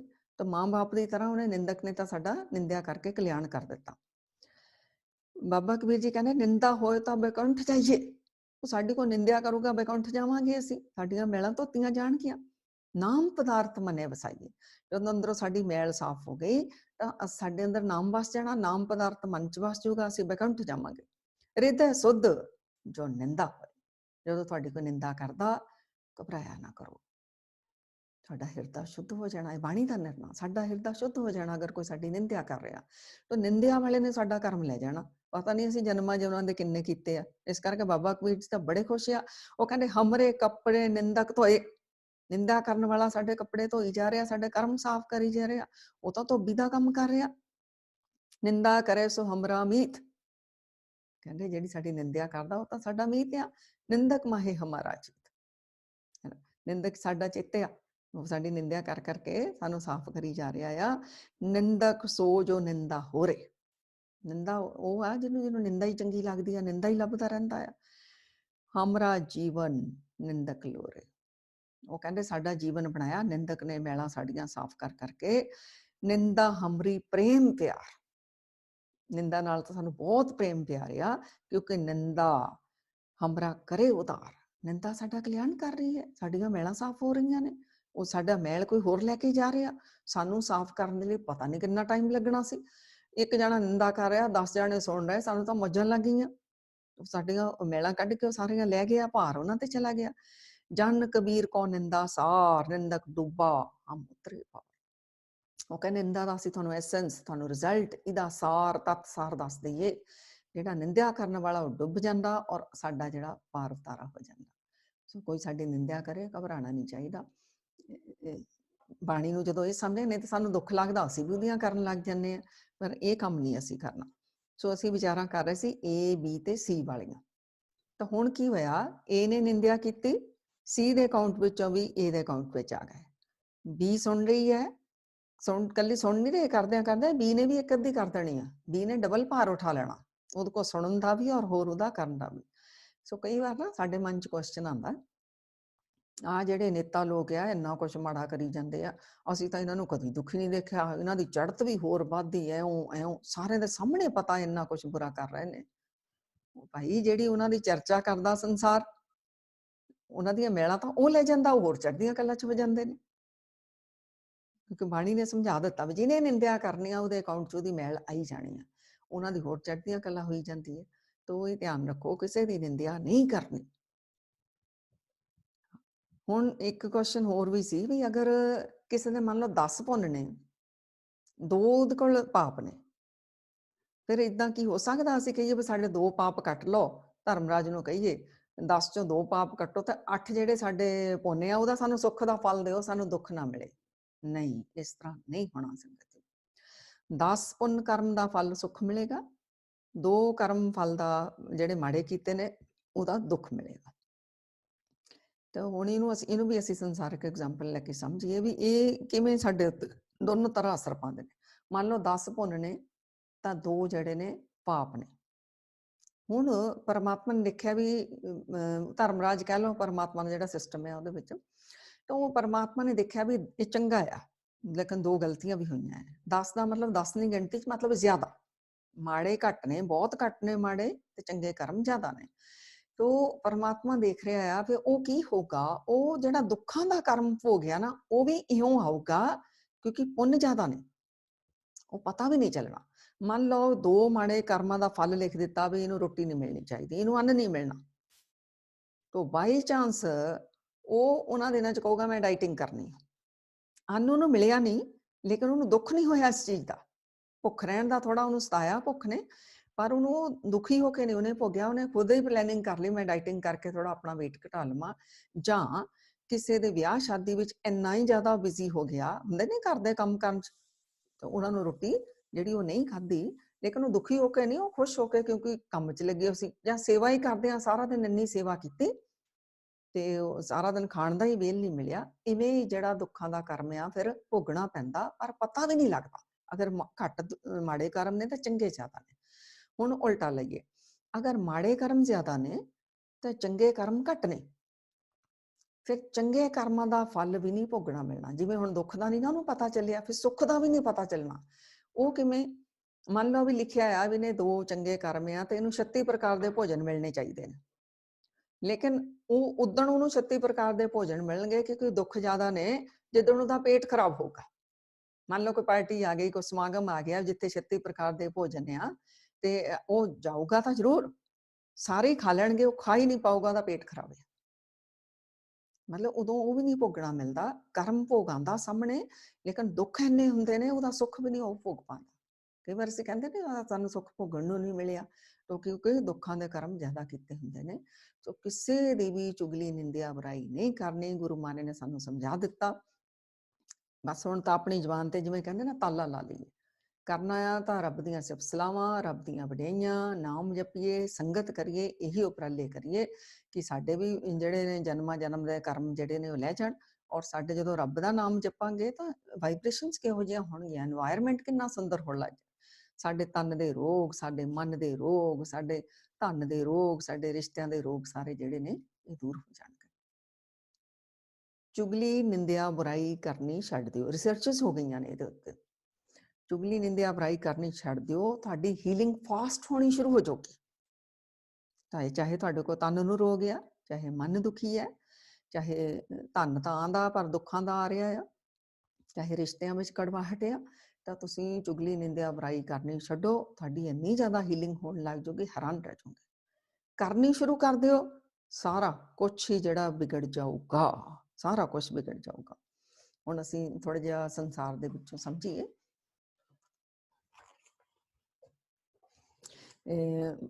ਭਾਈ ਗੁਰਦਾਸ ਜੀ, ਇਹਨਾਂ ਨੇ ਜ਼ਿਕਰ ਕੀਤਾ ਵੀ ਇਤਿਹਾਸ ਦੇ ਵਿੱਚ ਜਿਨ੍ਹਾਂ ਨੇ ਵੀ ਆਪਣੇ ਗੁਰੂ ਦੀ ਨਿੰਦਿਆ ਕੀਤੀ ਉਹਨਾਂ ਦਾ ਹਾਲ ਕੀ ਹੋਇਆ। ਉਹਨਾਂ ਦੀ ਗੱਲ ਕੀਤੀ ਭਾਈ ਗੁਰਦਾਸ ਜੀ ਨੇ, ਜਿਹੜੇ ਬਹੁਤ ਚੜ੍ਹਦੀਆਂ ਕਲਾ ਵਿੱਚ ਸੀਗੇ। ਕਹਿੰਦੇ ਨਿੰਦਾ ਕਰ ਹਰਨਾਕਸ਼ੈ, ਵੇਖੋ ਫਲ ਵੱਟੈ। ਦੇਖੋ ਵੱਟੇ ਵਿੱਚ ਉਹਨੂੰ ਕੀ ਫਲ ਮਿਲਿਆ।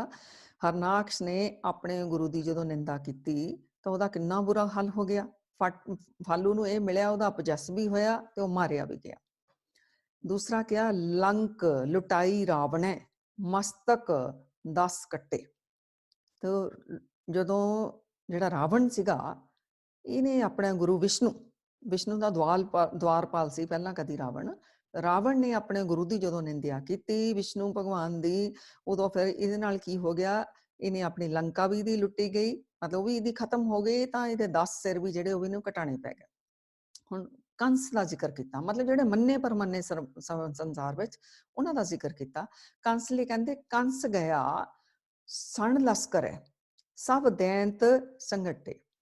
ਤੋ ਕੰਸ ਵੀ ਦਵਾਰਪਾਲ ਸੀਗਾ, ਵਿਸ਼ਨੂੰ ਭਗਵਾਨ ਦਾ, ਇਹਨੇ ਵੀ ਨਿੰਦਿਆ ਕਰ ਦਿੱਤੀ ਆਪਣੇ ਗੁਰੂ ਦੀ। ਸੋ ਇਹਦਾ ਵੀ ਲਸ਼ਕਰਾਂ ਸਮੇਤ ਜਿਹੜਾ ਇਹ ਮਾਰਿਆ ਗਿਆ। ਹੁਣ ਗੱਲ ਕੀਤੀ ਹੈਗੀ ਆ ਸ਼ਿਸ਼ੂਪਾਲ ਦੀ।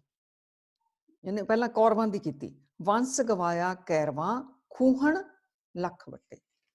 ਜੋ ਜਿਹੜੇ ਕੌਰਵਾਂ ਸੀਗੇ, ਇਹਨਾਂ ਦੀ ਕਿੰਨੀ ਜ਼ਿਆਦਾ ਵੱਡੀ ਫੌਜ ਸੀਗੀ, ਉਹਦਾ ਮਾਣ ਕਰਦੇ ਫਿਰਦੇ ਸੀਗੇ। ਸਾਰਾ ਕੁਝ ਇਹਨਾਂ ਦਾ ਖਤਮ ਹੋ ਗਿਆ, ਕਿਉਂਕਿ ਇਹਨਾਂ ਨੇ ਵੀ ਜਿਹੜਾ ਆ ਆਪਣੇ ਗੁਰੂ ਦੀ ਜਿਹੜੀ ਬੁਰਾਈ ਕੀਤੀ। ਹੁਣ ਸ਼ਿਸ਼ੂਪਾਲ ਦੀ ਗੱਲ ਕਰ ਦਿੱਤੀ ਹੈ। ਕਿਉਂ? ਦੰਤ ਬਕਤ ਸ਼ਿਸ਼ੂਪਾਲ ਦੇ ਦੰਦ ਹੋਏ ਖੱਟੇ। ਜਿਹੜਾ ਸ਼ਿਸ਼ੂਪਾਲ ਸੀਗਾ, ਇਹਦੇ ਵੀ ਨਿੰਦਾ ਕੀਤੀ ਆਪਣੇ ਗੁਰੂ ਦੀ।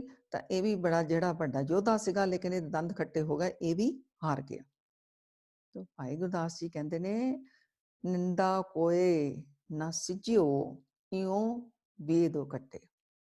ਉਹ ਕਹਿੰਦੇ ਨੇ, ਜਿਹਨੇ ਵੀ ਨਿੰਦਾ ਕੀਤੀ ਆ, ਕਿਸੇ ਦਾ ਸਵਰਿਆ ਨਹੀਂ ਨਿੰਦਕ ਦਾ। ਇਹ ਵੇਦਾਂ ਨੇ, ਧਾਰਮਿਕ ਗ੍ਰੰਥਾਂ ਨੇ ਇਹ ਗੱਲ ਸਾਨੂੰ ਸਮਝਾ ਦਿੱਤੀ। ਇਹਨੂੰ ਸਮਝ ਲਈਏ। ਧਾਰਮਿਕ ਗ੍ਰੰਥ ਕਹਿੰਦੇ ਭਾਈ ਨਿੰਦਾ ਨਾ ਕਰੋ। ਅਗਲਾ ਭਾਈ ਗੁਰਦਾਸ ਜੀ ਕਹਿੰਦੇ ਨੇ, ਦਰਵਾਸੇ ਨੌ ਸਰਾਪ ਦੇ, ਯਾਦਵ ਸਭ ਤੱਟੇ। ਹੁਣ ਦੇਖੋ, ਯਾਦਵਾਂ ਦੀ ਕੁੱਲ ਕ੍ਰਿਸ਼ਨ ਭਗਵਾਨ ਦੀ ਕੁੱਲ ਆ, ਲੇਕਿਨ ਇਹ ਯਾਦਵਾਂ ਨੇ ਵੀ ਇਹਨਾਂ ਨੂੰ ਰਿਸ਼ੀ ਦਰਵਾਸ਼ਾ ਰਿਸ਼ੀ ਨੇ ਸ਼ਰਾਪ ਦੇ ਦਿੱਤਾ ਸੀਗਾ, ਕਿਉਂਕਿ ਇਹਨਾਂ ਨੇ ਹਾਸਾ ਕੀਤਾ ਸੀ, ਮਜ਼ਾਕ ਕੀਤਾ ਸੀ ਸੰਤ ਦਾ। ਤਾਂ ਉਹਨਾਂ ਦਾ ਵੀ ਇਹ ਫਲ ਦੇਖ ਲਓ। ਕਹਿੰਦੇ ਚਾਹੇ ਯਾਦਵ ਸੀ ਕ੍ਰਿਸ਼ਨ ਦੀ ਵੰਸ਼ ਵਿੱਚੋਂ ਸੀਗੇ, ਤਾਂ ਕੁੱਲ ਦਾ ਨਾਸ਼ ਹੀ ਹੋ ਗਿਆ। ਕਦੀ ਵੀ ਸੰਤ ਦੀ, ਭਗਤ ਦੀ, ਗੁਰੂ ਦੀ, ਹਰੀ ਦੇ ਜਨਾਂ ਦੀ ਕਦੀ ਵੀ ਨਾ ਬੁਰਾਈ ਕਰੋ। ਸਾਨੂੰ ਨਹੀਂ ਪਤਾ ਕੋਈ ਕਿਹੜੀ ਅਵਸਥਾ ਦਾ ਮਾਲਕ ਆ। ਇਹ ਨਹੀਂ ਕਿ ਕੋਈ ਪੂਰਨ ਹੋ ਗਿਆ। ਅਗਰ ਉਸ ਮਾਰਗ ਤੇ ਵੀ ਕੋਈ ਚੱਲ ਰਿਹਾ ਨਾ, ਅਸੀਂ ਜੈਲਸੀ ਕਰਕੇ ਉਹਦੀ ਬੁਰਾਈ ਕਰਦੇ ਹਾਂ। ਸੰਗਤ ਜੀ, ਨਾ ਕਰੀਏ, ਨਾ ਕਰੀਏ, ਨਾ ਕਰੀਏ। ਤਾਂ ਇੱਕ ਫਿਲਾਸਫਰ ਹੋਏ ਨੇ, ਗ੍ਰੀਕ ਫਿਲਾਸਫਰ ਸੁਕਰਾਤ। ਬਹੁਤ ਇਹਨਾਂ ਦੀ ਉਹ ਸਿੱਖਿਆ ਵਾਲੀ ਇੱਕ ਚੀਜ਼ ਆ। ਇਹਨਾਂ ਕੋਲ ਇੱਕ ਬੰਦਾ ਆਇਆ, ਉਹਨੇ ਕਿਹਾ ਜੀ ਮੈਂ ਤੁਹਾਡੇ ਨਾਲ ਕਿਸੇ ਦੀ ਗੱਲ ਕਰਨੀ ਆ। ਤੇ ਉਹ ਰੁਕੇ। ਕਹਿੰਦੇ ਠਹਿਰ ਠਹਿਰ, ਕਾਹਲਾ ਨਾ ਪੈ ਗੱਲ ਦੱਸਣ ਤੋਂ, ਮੈਨੂੰ ਰੁਕ ਜਾ। ਉਹ ਰੁਕਿਆ। ਕਹਿੰਦੇ ਹਾਂਜੀ। ਉਹਨਾਂ ਨੇ ਕਿਹਾ ਵੀ ਇੱਕ ਗੱਲ ਦੱਸ, ਵੀ ਜਿਹੜੀ ਤੂੰ ਮੈਨੂੰ ਗੱਲ ਸੁਣਾਣੀ ਆ, ਕੀ ਉਹ ਕਿਸੇ ਦੀ ਬੁਰਾਈ ਹੈ? ਉਹਨੇ ਕਿਹਾ ਜੀ ਹਾਂਜੀ। ਦੂਸਰਾ ਕੁਐਸਚਨ ਉਹਨਾਂ ਨੇ ਕੀਤਾ ਕਿ ਤੈਨੂੰ ਸੱਚੀ ਪੱਕਾ ਪਤਾ ਆ ਵੀ ਉਹ ਏਦਾਂ ਹੀ ਆ ਜਿਹੜੀ ਤੂੰ ਗੱਲ ਮੈਨੂੰ ਸੁਣਾ ਰਿਹਾ? ਕਹਿੰਦਾ ਨਹੀਂ, ਸ਼ਾਇਦ ਪੱਕਾ ਨਹੀਂ, ਮੈਂ ਵੀ ਸੁਣੀ ਸੁਣਾਈ ਗੱਲ ਕਰ ਰਿਹਾ। ਤੀਸਰਾ ਕਹਿੰਦੇ ਵੀ ਉਹਦਾ ਤੇਰੀ ਜਾਂ ਮੇਰੀ ਆਤਮਾ ਨੂੰ ਕੋਈ ਲਾਭ ਹੋਣ ਵਾਲਾ, ਜਿਹੜੀ ਗੱਲ ਤੂੰ ਮੈਨੂੰ ਸੁਣਾਣੀ ਆ? ਕਹਿੰਦਾ ਨਹੀਂ ਜੀ। ਫਿਰ ਉਹਨਾਂ ਨੇ ਬੜੇ ਪਿਆਰ ਨਾਲ ਉਹਨੂੰ ਕਿਹਾ, ਜਿਹੜੀ ਕਿਸੇ ਦੀ ਬੁਰਾਈ ਆ ਔਰ ਸਾਨੂੰ ਪੱਕੀ ਵੀ ਨਹੀਂ ਪਤਾ, ਔਰ ਜਿਹਦੇ ਨਾਲ ਨਾ ਤੇਰੀ ਰੂਹ ਦਾ ਕਲਿਆਣ ਨਾ ਮੇਰੀ ਰੂਹ ਦਾ ਕਲਿਆਣ, ਅਸੀਂ ਕਿਉਂ ਕਰੀਏ ਉਹ ਚਰਚਾ? ਸੋ ਇਹ ਸਾਡੇ ਲਈ ਆ, ਸਮਝ ਲਓ ਬਹੁਤ ਲੈਸਨ ਆ ਸਾਡੇ ਲਈ, ਵੀ ਜਿਸ ਚੀਜ਼ ਦਾ ਨਾ ਮੇਰੀ ਆਤਮਾ ਨੂੰ ਲਾਭ ਜਾਂ ਜਿਹਨਾਂ ਅਸੀਂ ਕਰ ਰਹੇ ਹਾਂ ਉਹਦੀ ਆਤਮਾ ਨੂੰ ਲਾਭ, ਅਸੀਂ ਉਹ ਚਰਚਾ ਹੀ ਕਿਉਂ ਕਰੀਏ? ਉਹ ਅਸੀਂ ਚਰਚਾ ਨਾ ਕਰੀਏ, ਤਾਂ ਕਿ ਅਸੀਂ ਮੈਲ ਨਾ ਫੈਲਾਈਏ, ਨਾ ਆਪਣੇ ਮਨ ਦੇ ਵਿੱਚ ਅੰਦਰ ਲੈ ਕੇ ਆਈਏ। ਕਿਉਂਕਿ ਇਹ ਸਾਇੰਸ ਵੀ ਕਹਿ ਰਹੀ ਆ ਕਿ ਜੋ ਅਸੀਂ ਕਿਸੇ ਦੀ ਚੀਜ਼ ਨੂੰ ਦੇਖਦੇ ਹਾਂ ਨਾ, ਮਤਲਬ ਅੰਦਰ ਸੋਚ ਵੀ ਕਰਦੇ ਹਾਂ, ਵਿਚਾਰ ਵੀ ਕਰਦੇ ਹਾਂ, ਚਰਚਾ ਵੀ ਕਰਦੇ ਹਾਂ। ਕਿਸੇ ਦੀ ਚੰਗਿਆਈਆਂ ਦੇਖਦੇ ਹਾਂ ਤਾਂ ਸਾਡੇ ਅੰਦਰ ਉਹਦੀਆਂ ਚੰਗਿਆਈਆਂ ਆਉਣ ਲੱਗ ਜਾਂਦੀਆਂ ਨੇ, ਕਿਸੇ ਦੀਆਂ ਬੁਰਾਈਆਂ ਦੇਖਦੇ ਹਾਂ ਤਾਂ ਸਾਡੇ ਅੰਦਰ ਬੁਰਾਈਆਂ ਆਉਣ ਲੱਗ ਜਾਂਦੀਆਂ। ਤਾਂ ਸੰਗਤ ਜੀ, ਇੱਥੋਂ ਮੈਂ ਇਹ ਵੀ ਕਹਾਂ ਵੀ ਅਸੀਂ ਚਲੋ ਕਿਸੇ ਦੀ ਬੁਰਾਈ ਨਹੀਂ ਕਰਦੇ, ਅਗਰ ਟੀਵੀ ਤੇ ਅਸੀਂ ਇਹੋ ਜਿਹੇ ਪ੍ਰੋਗਰਾਮ ਦੇਖਦੇ ਹਾਂ, ਜੋ ਅਸੀਂ ਕੰਨਾਂ ਨਾਲ ਸੁਣ ਰਹੇ ਹਾਂ, ਜੋ ਅਸੀਂ ਅੱਖਾਂ ਦੇ ਨਾਲ ਦੇਖ ਰਹੇ ਹਾਂ, ਤਾਂ ਸੰਗਤ ਜੀ ਉਹ ਸਾਡੇ ਅੰਦਰ ਅਸਰ ਹੋ ਕੇ ਹੀ ਰਹਿਣਾ ਹੈ। ਉਹ ਵੀ ਧਿਆਨ ਰੱਖੀਏ।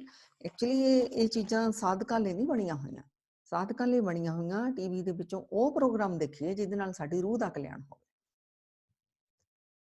ਬੜੇ ਅੱਛੇ ਪ੍ਰੋਗਰਾਮ, ਇਕੱਲੇ ਸਾਰੇ ਧਾਰਮਿਕ ਨਹੀਂ, ਹੋਰ ਵੀ ਹੁੰਦੇ ਆ, ਮੋਟੀਵੇਟ ਕਰਨ ਵਾਲੇ ਵੀ ਹੁੰਦੇ, ਉਹ ਵੀ ਅਸੀਂ ਸੁਣ ਸਕਦੇ ਹਾਂ। ਵੀ ਸਾਡਾ ਅਗਰ ਡਾਊਨ ਹੋਏ ਜਾਂ ਚੜ੍ਹਦੀਆਂ ਕਲਾ 'ਚ ਹੋ ਜਾਈਏ, ਬਾਕੀ ਕੀਰਤਨ, ਬਾਣੀ, ਨਾਮ, ਕਥਾ, ਇਹ ਚੀਜ਼ਾਂ ਅਸੀਂ ਸੁਣੀਏ, ਸਾਡਾ ਕਲਿਆਣ ਹੋਵੇ।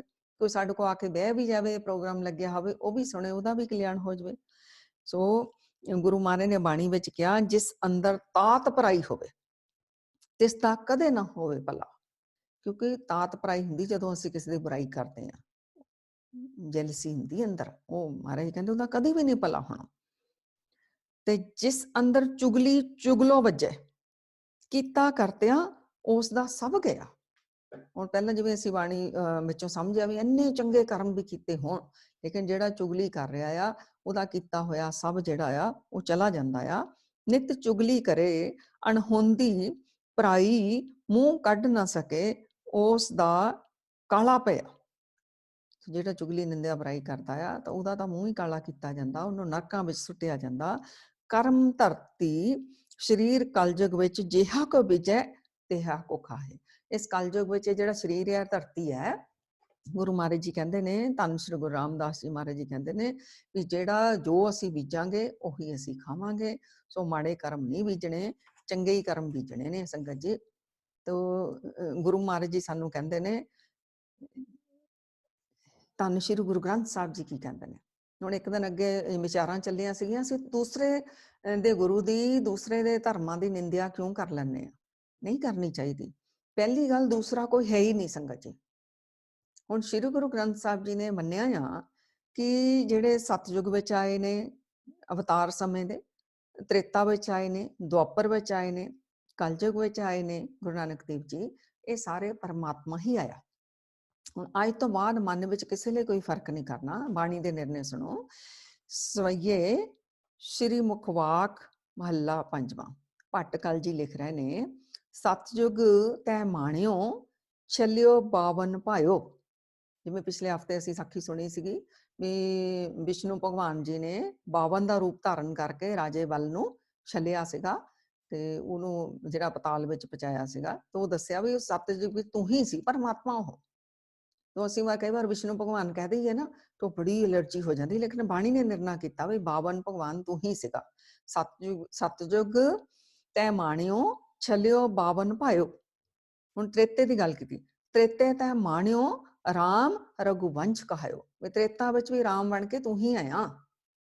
ਹੁਣ ਦੁਆਪਰ ਦੀ ਗੱਲ ਕਰ ਦਿੱਤੀ, ਦੁਆਪਰ ਕ੍ਰਿਸ਼ਨ ਮੁਰਾਰ ਕੰਸ ਕਿਰਤਾਰਥ ਕੀਓ, ਉਗਰ ਸੈਣ ਕੋ ਰਾਜ ਅਭੈ ਭਗਤੈ ਜਨ ਦਿਓ। ਦੁਆਪਰ ਵਿੱਚ ਜਿਹੜਾ ਕ੍ਰਿਸ਼ਨ ਭਗਵਾਨ ਬਣ ਕੇ ਆਇਆ ਪਰਮਾਤਮਾ, ਉਹ ਤੂੰ ਹੀ ਸੀਗਾ ਜਿਹਨੇ ਕੰਸ ਦਾ ਵੀ ਜਿਹੜਾ ਕ੍ਰਿਸ਼ਨ ਭਗਵਾਨ ਜੀ, ਤੁਸੀਂ ਕੰਸ ਨੂੰ ਕਿਰਤਾਰਥ ਕੀਤਾ, ਉਗਰ ਸੈਣ ਨੂੰ ਰਾਜ ਦੇ ਦਿੱਤਾ, ਅਭੈ ਪਦ ਦੇ ਦਿੱਤਾ, ਇਹ ਸਾਰਾ ਤੁਸੀਂ ਹੀ ਕੀਤਾ। ਪਰਮਾਤਮਾ ਤੂੰ ਹੀ ਆਇਆ। ਹੁਣ ਕਲਯੁਗ ਦੀ ਵਿੱਚ ਗੱਲ ਕਰਦੇ ਸੀ, ਕਲਯੁਗ ਪ੍ਰਮਾਣ ਨਾਨਕ ਗੁਰ ਅੰਗਦ ਅਮਰ ਕਹਾਇਓ। ਕਲਯੁਗ ਦੇ ਵਿੱਚ ਇਹ ਪਰਮਾਤਮਾ ਗੁਰੂ ਨਾਨਕ ਵੀ ਤੁਸੀਂ ਹੋ, ਗੁਰੂ ਅੰਗਦ ਦੇਵ ਜੀ ਵੀ ਤੁਸੀਂ ਹੋ, ਗੁਰੂ ਅਮਰਦਾਸ ਜੀ ਵੀ ਤੁਸੀਂ ਹੋ। ਸ੍ਰੀ ਗੁਰੂ ਰਾਜ ਅਵਚਲ ਅਟਲ ਆਦ ਪੁਰਖ ਫਰਮਾਇਓ। ਇਹ ਵਾਹਿਗੁਰੂ ਜੀ, ਇਹ ਤੁਸੀਂ ਹੀ ਆਏ ਹੋ ਸਾਰੇ ਰੂਪਾਂ ਦੇ ਵਿੱਚ। ਕੰਨਾਂ ਨੂੰ ਹੱਥ ਲਾ ਲਓ, ਅੱਜ ਤੋਂ ਬਾਅਦ ਅਗਰ ਕਿਸੇ ਵੀ ਗੁਰੂ ਦੀ, ਕਿਸੇ ਦੀ ਵੀ ਨਿੰਦਿਆ ਕੀਤੀ, ਕਿਸੇ ਨੂੰ ਛੋਟਾ ਜਾਂ ਵੱਡਾ ਆਖਿਆ, ਪਰਮਾਤਮਾ ਦੀ ਆਪਣੀ ਖੇਲ ਆ, ਉਹ ਕਿੰਨੀਆਂ ਕਲਾਵਾਂ ਲੈ ਕੇ ਸੰਸਾਰ ਦੇ ਵਿੱਚ ਸੰਸਾਰ ਦਾ ਕਲਿਆਣ ਕਰਨ ਦੇ ਲਈ ਆਉਂਦਾ। ਤੇ ਫਿਰ ਅਸੀਂ ਬਹੁਤ ਜ਼ਿਆਦਾ ਉਹ ਕਰਦੇ ਹਾਂ ਵੀ ਸਾਡਾ ਗੁਰੂ ਸੰਪੂਰਨ ਆ। ਪਰਮਾਤਮਾ ਦੀ ਖੇਡ ਆ, ਸਾਰੇ ਮੁਬਾਰਕ ਨੇ, ਸਾਰੇ ਪੂਜਣਯੋਗ, ਸਾਰੇ ਸਤਿਕਾਰਨਯੋਗ। ਅੱਗੇ ਜਿਹੜੇ ਪ੍ਰਾਤਨ ਗੁਰਸਿੱਖ ਹੁੰਦੇ ਸੀ, ਮਹਾਂਪੁਰਖ ਹੁੰਦੇ ਸੀਗੇ ਨਾ, ਉਹ ਸਾਰੇ ਸੰਤਾਂ ਨੂੰ ਕਹਿੰਦੇ ਸੀ ਨਮਸਕਾਰ, ਰੋਜ਼ ਹੀ ਕਹਿੰਦੇ ਸੀਗੇ। ਜਿੰਨੇ ਸੰਸਾਰ ਦੇ ਸੰਤ ਹੋਏ ਨੇ ਅੱਜ ਤੱਕ, ਜਾਂ ਜਿੰਨੇ ਆਉਣ ਵਾਲੇ ਸੰਤ ਨੇ, ਉਹਨਾਂ ਸਾਰਿਆਂ ਨੂੰ, ਸਾਡੀ ਵੀ ਸਾਰਿਆਂ ਦੀ ਚਰਨਾਂ ਵਿੱਚ ਬਾਰੰਬਾਰ ਨਮਸਕਾਰ। ਇਹ ਰੋਜ਼ ਕਰ ਲਿਆ ਕਰੀਏ। ਪਤਾ ਹੀ ਨਹੀਂ ਅਸੀਂ ਕਿੰਨੀਆਂ ਕਿਹਦੀਆਂ ਬੁਰਾਈਆਂ ਕੀਤੀਆਂ ਨੇ। ਏਦਾਂ ਹੀ ਸਾਰੇ ਜਿੰਨੇ ਵੀ ਅਵਤਾਰੀ ਪੁਰਸ਼ ਆਏ ਨੇ, ਸਾਰਿਆਂ ਨੂੰ ਸਾਡੇ ਨਮਸਕਾਰ। ਤਾਂ ਪਰਮਾਤਮਾ ਨੂੰ ਤਾਂ ਨਮਸਕਾਰ ਹੈ ਹੀ ਹੈ, ਕਿਉਂਕਿ ਸਾਰੇ ਪਰਮਾਤਮਾ ਦੇ ਹੁਕਮ ਵਿੱਚ ਆਉਂਦੇ ਨੇ, ਔਰ ਹੁਕਮ ਵਿੱਚ ਹੀ ਆਪਣੀ ਉਹ ਲੀਲਾ ਖੇਡ ਕੇ ਜਿੰਨਾ ਸਮਾਂ ਪਰਮਾਤਮਾ ਦਾ ਹੁਕਮ ਹੁੰਦਾ ਆ, ਪਰਮਾਤਮਾ ਵਿੱਚ ਹੀ ਸਮਾ ਜਾਂਦੇ ਨੇ। ਸੰਗਤ ਜੀ, ਨਹੀਂ ਕਰਨੀ ਬੁਰਾਈ। ਤਾਂ ਗੁਰੂ ਮਹਾਰਾਜ ਜੀ ਕਹਿੰਦੇ ਨੇ, ਜਦੋਂ ਕਿਸੇ ਦੀ ਬੁਰਾਈ ਦਿਸੇ ਨਾ, ਉਦੋਂ ਫਿਰ ਕੀ ਕਰੋ? ਉਦੋਂ ਆਪਣੇ ਆਪ ਨੂੰ ਕਹੋ, ਹਮ ਨਹੀਂ ਚੰਗੇ ਬੁਰਾ ਨਹੀਂ ਕੋਈ। ਮਤਲਬ ਆਪਣੇ ਆਪ ਨੂੰ ਉਦੋਂ ਦੇਖੋ ਵੀ ਸਾਡੇ 'ਚ ਕਿੰਨੀਆਂ ਬੁਰਾਈਆਂ ਨੇ। ਇਸ ਕਰਕੇ ਕਿਸੇ ਨੂੰ ਬੁਰਾ ਨਾ ਆਖੋ, ਆਪਣੇ ਆਪ ਦੀਆਂ ਬੁਰਾਈਆਂ ਦੇਖ ਕੇ ਉਹਦੀ ਸਫਾਈ ਕਰਨੀ ਅਸੀਂ ਸ਼ੁਰੂ ਕਰੀਏ। ਸੋ ਅੱਜ ਦਾ ਇਹ ਹੋਮਵਰਕ ਅਸੀਂ ਲੈ ਲਈਏ ਕਿ ਹਮ ਨਹੀਂ ਚੰਗੇ ਬੁਰਾ ਨਹੀਂ ਕੋਈ। ਕੋਈ ਚਰਚਾ ਵੀ ਕਿਸੇ ਦੀ ਕਰੇ, ਨਾਲ ਬੈਠ ਕੇ ਅਸੀਂ ਇਹ ਕਹਿ ਦੇਣਾ, ਭਾਈ ਅਸੀਂ ਕਿਹੜਾ ਚੰਗੇ ਆ, ਉਹਦੇ 'ਚ ਉਹ ਬੁਰਾਈ ਆ ਤਾਂ ਸਾਡੇ 'ਚ ਕੋਈ ਹੋਰ ਆ। ਸਾਡੇ 'ਚ ਨਹੀਂ ਬੁਰਾਈਆਂ, ਸਾਡੇ 'ਚ ਹੋਰ ਬੁਰਾਈਆਂ ਨੇ। ਤਾਂ ਹਾਂ, ਉਹਦਾ ਵੈਲ ਵਿਸ਼ਰ ਬਣ ਕੇ, ਦੋਸਤ ਬਣ ਕੇ, ਪਿਆਰੇ ਬਣ ਕੇ ਉਹਦੀ ਬੁਰਾਈ ਨੂੰ ਕੱਢਣ ਦਾ ਕੰਮ ਕਰੀਏ, ਤਾਂ ਕਿ ਉਹ ਰੂਹ ਦਾ ਵੀ ਕਲਿਆਣ ਹੋ ਜਾਵੇ ਔਰ ਤੁਹਾਨੂੰ ਮਹਾਂਪੁੰਨ ਮਿਲ ਜਾਣਗੇ। ਇਹ ਕੰਮ ਕਰੀਏ, ਕਿਸੇ ਦੀ ਜਿਵੇਂ ਚਰਚਾ ਨਾ ਕਰੀਏ।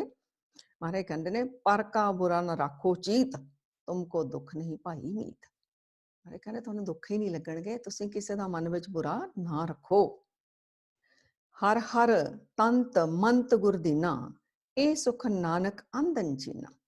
ਉਹ ਲੋਕ ਨਾ ਤੰਤਰਾਂ ਮੰਤਰਾਂ ਦੁਆਰਾ ਕਿਸੇ ਦਾ ਬੁਰਾਈ ਕਰਾਉਣਾ ਚਾਹੁੰਦੇ ਨੇ, ਲੇਕਿਨ ਗੁਰੂ ਮਹਾਰਾਜ ਜੀ ਕਹਿੰਦੇ ਨੇ, ਮਹਾਰਾਜ ਜੀ ਕਹਿੰਦੇ ਨੇ, ਹਰੀ ਦਾ ਨਾਮ ਜਿਹੜਾ ਨਾ ਤੁਹਾਨੂੰ ਤੰਤ ਮੰਤ ਇਹ ਗੁਰੂ ਨੇ ਦੇ ਦਿੱਤਾ, ਤੁਸੀਂ ਉਹਦਾ ਨਾਮ ਜਪੋ। ਤੇ ਕਿਸੇ ਦਾ ਬੁਰਾ ਕਰਨ ਦੀ ਬਜਾਏ ਭਲਾ ਹੀ ਕਰੋ, ਚੰਗਾ ਹੀ ਕਰੋ, ਚੰਗਾ ਹੀ ਸੋਚੋ, ਉਹਦਾ ਵੀ ਭਲਾ ਹੋਵੇ, ਉਹਦੇ ਲਈ ਅਰਦਾਸ ਬੇਨਤੀ ਕਰੋ ਵੀ ਉਹ ਮੈਲਾਂ 'ਚ ਫਸਿਆ ਹੈ, ਵਾਹਿਗੁਰੂ ਜੀ ਇਹਨੂੰ ਵੀ ਆਪਣੇ ਚਰਨਾਂ ਨਾਲ ਜੋੜੋ, ਸਾਨੂੰ ਵੀ ਸੱਚ ਦੇ ਮਾਰਗ ਤੇ ਲੈ ਕੇ ਚੱਲੋ, ਉਹਨੂੰ ਵੀ ਲੈ ਕੇ ਚੱਲੋ। ਤਾਂ ਐਵੇਂ ਥੋੜੀ ਨਾਨਕ ਨਾਮ ਚੜ੍ਹਦੀ ਕਲਾ ਤੇਰੇ ਭਾਣੇ ਸਰਬੱਤ ਦਾ ਭਲਾ, ਇਹ ਐਡੀ ਉੱਚੀ ਅਵਸਥਾ ਆ। ਬੁਰੇ ਦਾ ਭਲਾ ਮੰਗਣਾ, ਫਿਰ ਸਮਝ ਲਓ ਅਸੀਂ ਸਰਬੱਤ ਦਾ ਭਲਾ ਕਰ ਰਹੇ ਹਾਂ, ਮੰਗ ਰਹੇ ਹਾਂ, ਸੋਚ ਰਹੇ ਹਾਂ, ਸਾਡਾ ਭਲਾ ਆਪੇ ਹੀ ਹੋ ਜਾਊਗਾ। ਜਦੋਂ ਮਨ 'ਚ ਕਿਸੇ ਲਈ ਬੁਰਾ ਹੀ ਨਹੀਂ ਸੋਚ ਰਹੇ, ਭਲਾ ਸੋਚ ਰਹੇ ਹਾਂ, ਤਾਂ ਸਾਡਾ ਭਲਾ ਸਮਝ ਲਓ ਹੋ ਹੀ ਰਿਹਾ ਹੈ। ਗੁਰੂ ਅਮਰਦਾਸ ਜੀ ਮਹਾਰਾਜ ਕਹਿੰਦੇ ਨੇ, ਲੋਕ ਅਵਗੁਣਾ ਕੀ ਬੰਨੈ ਗੰਠੜੀ, ਗੁਣ ਨਾ ਵਿਹਾਜੇ ਕੋਈ। ਔਗੁਣਾਂ ਦੀਆਂ ਗੱਠੜੀਆਂ ਬੰਨੀ ਜਾਂਦੇ ਆ, ਤਾਂ ਗੁਣ ਕੋਈ ਵਿਹਾਜਦਾ ਹੀ ਨਹੀਂ। ਗੁਣ ਕਾ ਗਾਹਕ ਨਾਨਕਾ ਵਿਰਲਾ ਕੋਈ ਹੋਏ। ਮਹਾਰਾਜ ਕਹਿੰਦੇ ਗੁਣਾਂ ਦਾ ਗਾਹਕ ਤਾਂ ਵਿਰਲਾ ਹੀ ਆਇਆ, ਜਿਹੜਾ ਬੈਠ ਕੇ ਕਿਸੇ ਨਾਲ ਗੁਣਾਂ ਦੀ ਸਾਂਝ ਪਾਉਂਦਾ। ਤੇ ਮਹਾਰਾਜ ਕਹਿੰਦੇ ਨਾਨਕ ਔਗਣ ਜਿਤੜੇ ਤੇਤੇ ਗਲੀ ਜੰਜੀਰ। ਜਿੰਨੇ ਵੀ ਔਗਣ ਨੇ ਗਲੇ ਦੀਆਂ ਜੰਜੀਰਾਂ ਨੇ, ਜੇ ਗੁਣ ਹੋਵਨ ਸਾਜਨ, ਜੇ ਗੁਣ ਹੋਣ ਤਾਂ ਕੱਟੀਆਂ ਸੇ ਭਾਈ ਸੇ ਵੀਰ। ਜੇ ਗੁਣ ਹੋਣਗੇ ਔਗਣ ਸਾਡੇ ਕੱਟੇ ਜਾਣਗੇ। ਸੋ ਅੱਜ ਤੋਂ ਛੱਡੀਏ ਬੁਰਾਈਆਂ, ਛੱਡੀਏ ਅੱਜ ਤੋਂ ਚੁਗਲੀ ਨਿੰਦਿਆ ਬੁਰਾਈ ਕਿਸੇ ਦੀ ਕਰਨੀ। ਔਗਣ ਦੇਖਣੇ ਹੋਣ ਤਾਂ ਆਪਣੇ ਦੇਖੀਏ, ਗੁਣ ਦੇਖਣੇ ਹੋਣ ਤਾਂ ਸਾਹਮਣੇ ਵਾਲੇ ਦੇ ਦੇਖੀਏ। ਗੁਰੂ ਨਾਨਕ ਸੱਚੇ ਪਾਤਸ਼ਾਹ ਜੀ ਕਹਿੰਦੇ ਨੇ, ਗੁਣਾ ਕਹੋ ਬੇ ਵਾਸਲਾ ਕੱਢ ਵਾਸ ਲੀਜੈ, ਜੇ ਗੁਣ ਹੋਵਨ ਸਾਜਨਾ ਮਿਲ ਸਾਂਝ ਕਰੀਜੈ। ਸਾਂਝ ਕਰੀਜੈ ਗੁਣਹ ਕਰੀ, ਛੋੜ ਅਵਗੁਣ ਚਲੀਏ, ਪਹਿਰੇ ਪਟੰਬਰ ਕਰ ਅਡੰਬਰ, ਆਪਣਾ ਪਿਰਮਲੀਐ ਜਿੱਥੈ ਜਾਏ ਬਹੀਐ। ਭਲਾ ਕਹੀਐ ਝੋਲ ਅੰਮ੍ਰਿਤ ਪੀਜੈ, ਗੁਣਾ ਕਹੋ ਬੇ ਵਾਸਲਾ ਕੱਢ ਵਾਸ ਲੀਜੈ। ਸੰਗਤ ਜੀ ਬਸ ਇਹ ਆਪਣੇ ਆਪ ਨਾਲ ਮਨ ਨਾਲ ਵੀ ਪ੍ਰੋਮਿਸ ਕਰੀਏ। ਗੁਰੂ ਮਹਾਰਾਜ ਜੀ ਹਾਜ਼ਰ ਨਾਜ਼ਰ ਨੇ, ਅਕਾਲ ਪੁਰਖ ਪਾਰ ਬ੍ਰਹਮ ਪਰਮਾਤਮਾ, ਤੇ ਵਾਹਿਗੁਰੂ ਕੋਲੋਂ ਅਸੀਂ ਸ਼ਕਤੀ ਵੀ ਮੰਗੀਏ। ਅੱਜ ਤੋਂ ਅਸੀਂ ਗੁਣਾਂ ਦੀ ਸਾਂਝ ਪਾਵਾਂਗੇ, ਔਗੁਣਾਂ ਦਾ ਕਰਾਂਗੇ ਤਿਆਗ, ਔਰ ਕਿਸੇ ਦੇ ਵੀ ਮਾੜੇ ਕਰਮ ਦੀ ਅਸੀਂ ਚਰਚਾ ਨਹੀਂ ਕਰਾਂਗੇ। ਬਿਨਾਂ ਮਜ਼ਦੂਰੀ ਭਾਰ ਅਸੀਂ ਨਹੀਂ ਉਠਾਣਾ, ਔਰ ਤ੍ਰਿਗਧ ਜੁਨਾਂ ਦੇ ਵਿੱਚ ਸਾਨੂੰ ਪੈਣਾ ਪੈ ਜਾਣਾ ਆ। ਤੋ ਸੰਗਤ ਜੀ ਇੰਨੀਆਂ ਬੇਨਤੀਆਂ ਅਸੀਂ ਹੁਣ ਜਿਹੜੀਆਂ ਸਵੀਕਾਰ ਕਰੀਏ। ਮਹਾਰਾਜ ਕਹਿੰਦੇ ਨਾ, ਪ੍ਰਥਮੇ ਛੋਡੀ ਪਰਾਈ ਨਿੰਦਿਆ, ਪ੍ਰਥਮੇ ਛੋਡੀ ਪਰਾਈ ਨਿੰਦਾ, ਉਤਰ ਗਈ ਸਭ ਮਨ ਕੀ ਚਿੰਤਾ। ਲਓ ਐਡਾ ਜ਼ਬਰਦਸਤ ਫਾਰਮੂਲਾ, ਪਰਾਈ ਨਿੰਦਿਆ ਛੱਡ ਦੋ ਤਾਂ ਤੁਹਾਡੀਆਂ ਮਨ ਦੀਆਂ ਚਿੰਤਾਵਾਂ ਦੂਰ ਹੋ ਜਾਣਗੀਆਂ। ਕਿਤੇ ਪਰਾਈ ਨਿੰਦਿਆ ਕਰਕੇ ਉਹ ਮੈਲਾਂ ਜਿਹੜੀਆਂ ਜਮਾਂ ਨੇ ਨਾ, ਉਹ ਸਾਨੂੰ ਸੁਖੀ ਨਹੀਂ ਹੋਣ ਦਿੰਦੇ। ਹੋਮਵਰਕ ਸਾਡਾ ਕੀ ਹੈ? ਹਮ ਨਹੀਂ ਚੰਗੇ ਬੁਰਾ ਨਹੀਂ ਕੋਈ। ਅਗਰ ਕਿਸੇ ਦੀ ਮਨ ਦੀ ਬੁਰਾਈ ਆ ਗਈ, ਫਿਰ ਆਪਣੀਆਂ ਔਗਣ ਦੇਖਣੇ ਨੇ। ਬਾਕੀ ਕੀ ਆ? ਗੁਣਾਂ ਦੀ ਸਾਂਝ ਪਾਣੀ ਹੈ, ਨਾਮ ਜਪਣਾ ਹੈ, ਆਪਣੀਆਂ ਭੁੱਲਾਂ ਬਖਸ਼ਾਣੀਆਂ। ਅੱਜ ਤੋਂ ਬਹੁਤ ਅਸੀਂ ਚੁਗਲੀ ਨਿੰਦਿਆ ਬੁਰਾਈ ਕੀਤੀ, ਔਰ ਲੇਡੀਜ਼ ਤਾਂ ਖਾਸ ਕਰਕੇ ਹਟਦੀਆਂ ਹੀ ਨਹੀਂ। ਪਤਾ ਹੀ ਨਹੀਂ ਲੱਗਦਾ ਵੀ ਉਹ 'ਚ ਮੇਰਾ ਹੀ ਨੁਕਸਾਨ ਹੋ ਰਿਹਾ ਆ। ਉਹ ਇੱਕ ਰਸ ਆਉਣ ਲੱਗ ਗਿਆ, ਇਹ ਮਾੜਾ ਰਸ ਆ।